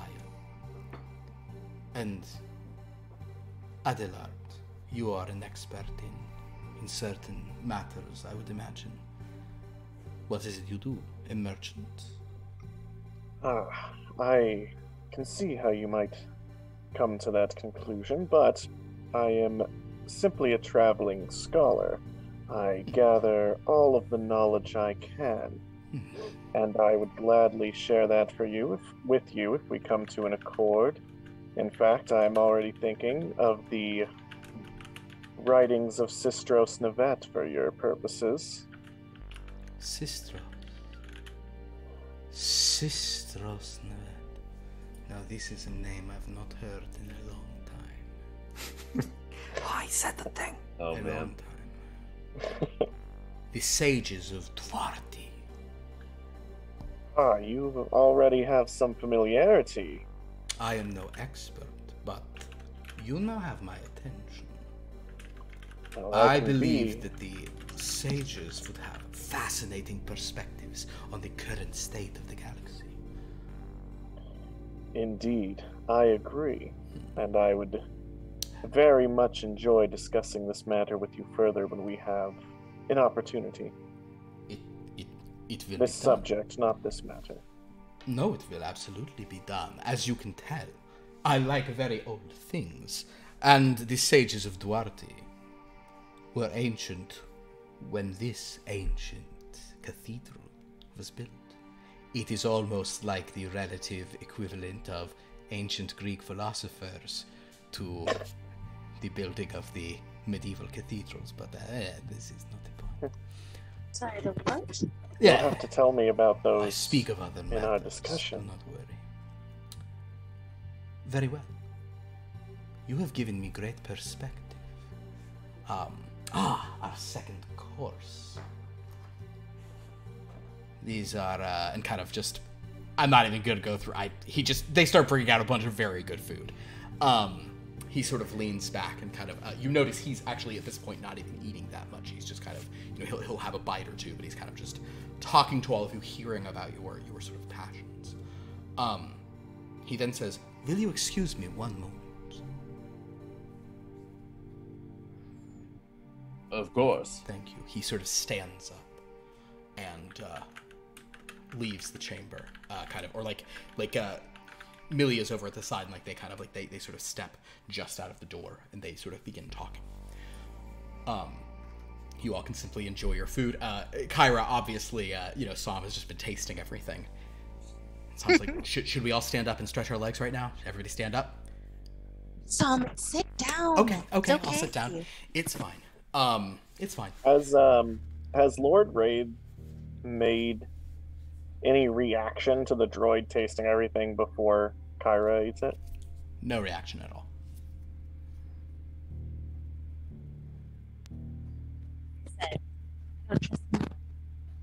You what?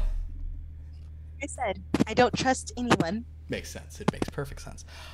So, as you guys are, as you guys enjoy your food, any other sort of topics you wish to bring up or words you want to say while he's gone for a moment? Does anyone know what he meant by Greek? Have you heard of that culture? I shouldn't have said that in his voice. That was me referencing it to you. Like, that was a mistake. He didn't say that. Ah, boy. I think it's from the future. Ooh. It's in the ancient, it's in the distant future, in a galaxy far away. It's a soon time again. A soon time again. Oh my god. Well, in that case, if you guys are sort of simply enjoying your meal, that is actually where we're going to end tonight's very chill first session. Very chill. As you guys sit here in these 4 chairs, kind of arranged around just, what are you, Kyra obviously kind of just drinking stuff. You're all just kind of here, sitting around, perfectly content at the prospects of all of this. This is the moment we'll end. I'll wait for the cheese course before I make a decision. Understood. Then it's just sort of waiting for the cheese course. Perfect.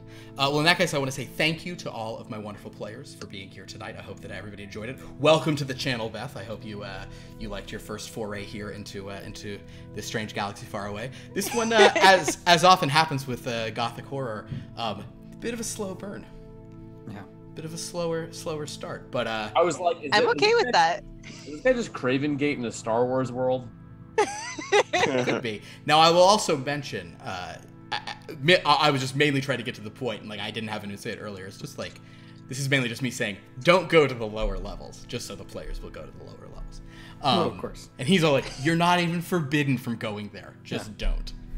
Well, I gotta go see that Rancor at the very least. Yeah. He urges you to arrange that, not to just wander. But yeah. Yeah, I can't imagine the lore that's all down there. Well, great. Oh, there's lore. There's ships. Yeah, there's and nothing. There's food. There's down nothing there. they've painted over down there. Yeah. Also, he probably keeps his money stored somewhere where he's not keen on us going. So I mean, might be worth a look. Kyra's like, we see where Kyra's focus is, and the money. Also the money. Right. Well, thank you all so much for watching that. We're going to do something we forgot to do this on stream. We actually did it after we signed off, but I want to kind of do this once on stream so people get it. We are going to roll for our improvements. Ooh. Okay. So, Yeah. let's, so I think, Kyra, I know you clicked psychology. Did you have any other talents that you succeeded at?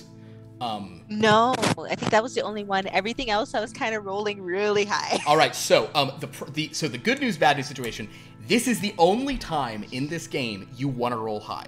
You want to roll over your skill. Now, not to reveal things about your character, Kyra's psychology is a 99.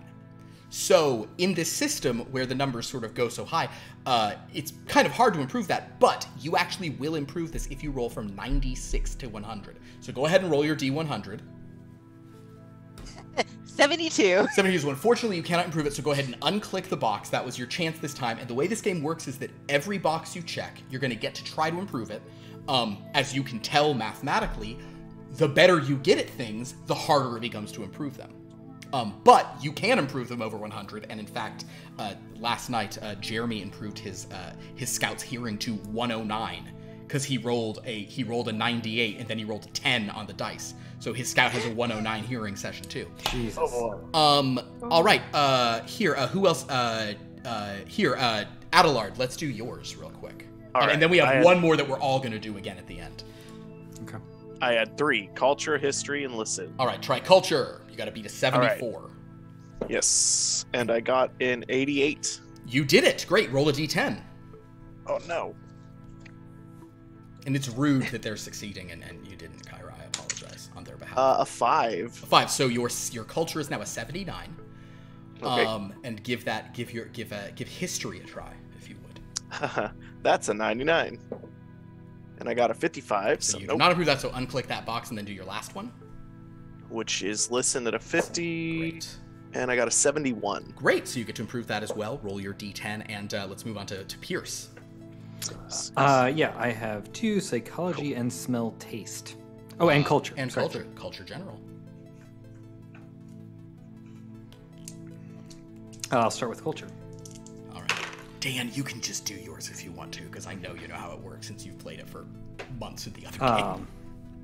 It's a 16 for culture. I mean, a real great roll during the game. That's sad. Yeah, that would have been really... Yeah, that's the thing. It would have been good in the game, bad here, and then try smell taste, which you have a 99 in. Haha. Yeah. Oh wow. Yeah. 80. Sadly, so no improvements. That is perfectly fitting for you, so go ahead and click all those boxes. Now, the last thing we get to do, everyone, every session, which I think you should have to maybe use it once or whatever, but it's fine. Everyone does get to try to improve their luck every session.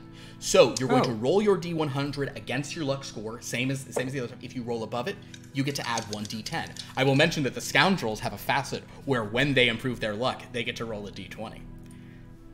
Because scoundrels should have a lot of luck. Philip, Are you a scoundrel, Kyra? Maybe. I rolled a 13 to improve my list. Let's improve my list. I failed as well. You rolled a 13? To improve my listen. Sadly, that has no effect. I Damn it. apologize. That being said, though, Dan, the next system is going to have so many 13s, it's going to be a bloodbath. On Friday, what's happening? I'll tell you about it later. All right, Pierce, what did you have for your luck? 72. Cool. Is that better than your luck? It is. Then congrats. 60 is my luck. Roll a d10. Kyra, what did you roll against your luck? 25. Okay, so it is not your night. No. Can I just These add rolls. the number? I just add the number to it? You just add whatever you roll on a d10 to Okay. it, yes. So, as usual, thoroughly mediocre. It's a 5. 5. Tyler, go ahead and roll. I failed. I got a 46 against my 60. Dan, what are you sad about? I rolled a 1 for my luck. You increased your luck by 1. But wait, you rolled a 13 on luck, right? No, that was for something else. I rolled a 1 for my luck. Oh, I see. So it goes down, right? Oh no, No. there's no fumbles. There's no fumbles. I'm just kidding. Yeah, I'm but that just is sad. It's such a good. Yeah. But one that is- means you did the rare thing where you rolled a 1 and a 100 in the same night. Way to go! And both were bad. Remember when your whole family was killed in a tragic racing accident? Yeah. I think that you basically hit the equivalent of a Gordie Howe hat trick for this. Oh my for this god. game. Oh, what? That's amazing. I got a 0. I got a 1, a 113. Yeah. Yeah. Oh, how great would that have been in Blood from a Stone? Oh man. Yeah. The new Blood from a Stone system that we're starting on Friday, guys, is a D6 system. And the likelihood that people roll a sum of 13 is very high for numerous kinds of rolls. And Heck yeah. it's like for many people, like 13 is going to be the median roll. So I think we'll be Sick. getting lots of 13s on the it's gonna be boy. awesome. So everybody, thank you so much for watching this. This was so fun. I want to say a special thank you to all these players. You guys are great. Go to our About page. You can find their socials over there. If you like what we do, please follow our channel or subscribe if you can. You do get a free subscription if you have Amazon Prime, and link your Twitch account there too. Throw that our way or throw that to somebody, but don't just let it sit there. You got to do it every month because they're trying to not give you free money, but don't let Amazon win. That's what I have to say. We have other games. We are dark on our Gray in the Dark tomorrow. Our noir game is not happening tomorrow night. But then on Friday we are back, and this is kind of burying the lead. We did roll on Blood from a Stone. We are going to a sci-fi domain of dread. So we're gonna have 3 sci-fi games on this channel starting this week. And that's also, even more ironically, the system that I picked for that long before I planned these Star Wars games, is the Star Wars D6 West End game systems, which now that I'm looking over, part of me is like, why did I build this D100 system? This system's great. So we're going to be doing that. So there's going to be a non-Star Wars additional horror game on Fridays if you want to see. This will feature the return of Rawlings and Dahlia in their sort of sci-fi forms as they are on Rocket Base 95. So that's that. And then next Sunday, we can be back with session 2 of Luminous Beings. And 1 week from tonight, we'll be back with session 2 of Crude Matter. Everyone have a great Star Wars week. Because that's what this is. May the 4th be with you is on Wednesday. So enjoy that. Pierce, do you have a thing to say? Yeah, actually, I think I will try to add like a little Star Wars recommendation at the end of all of these, I think. Sure. This one is actually mine. I did some subbing in to do some voice directing on the Lego Star Wars, the Skywalker Saga. And it's real fun. So, I mean, the Lego games are always fun, but this one is like huge and epic into a ridiculous degree. So I highly recommend everyone check that out. I mean, Lego Star Wars. This is not mercenary. I don't make any. What's the point? I don't make any money if you buy the games. But just have a good time. I had the pleasure of Jocasta Nu. That's one of the characters I directed. Very cool. That game was like that was a very hotly anticipated thing. It was like delayed a bunch of times, right? Yeah. Apparently, it's sold like 30 million copies so far, so they're not hurting. Well, good for them. I'm glad. Yeah. Everybody likes it that I've heard that plays it. Same, Everyone yeah. likes it. There you go. Oh, good. Also, thank you to Apostrophe This, who gifted 5 community subs tonight. Oh my gosh, Oh, thank heck you yeah. so Yes, much. thank That you. is so kind of you to do. I really appreciate that you do that. That's so kind. Thanks to everyone. Oh, I guess I should go. Oh look at who all's in the chat. Hi Olivium. The Rose Explodes is also. Hi Rose around. Explodes. Zane almost made a joke about Doom's name that was almost an incredibly nerdy deep cut Star Wars reference. I'm going back. But he said mirth and not myth. Ah, sure. All right. Well, very good. Everybody, thank you so much for watching. This is great. I'm so excited to have these Star Wars games going on. Super fun stuff.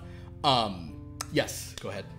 Oh, I was just going to say, everyone should check out Zane Sword's Instagram channel. I know, I always forget to plug this guy. Okay, Zane, everybody knows Zane's Trees. It's a great Instagram if you like trees. But guys, if you want to see the best sword Instagram that exists, just go to Zane Swords. It is the swords that this guy puts up. It's like, I've never seen swords like these swords. Like, these are the most amazing swords. I cannot hype it enough. From tip to pommel, just quality swords. Zane Swords. Yeah. Cool. Have we beat this joke into the ground enough? Wonderful. Then on behalf of everyone here, I will say thank you all so much for watching, and the Force will be with you always. Good night.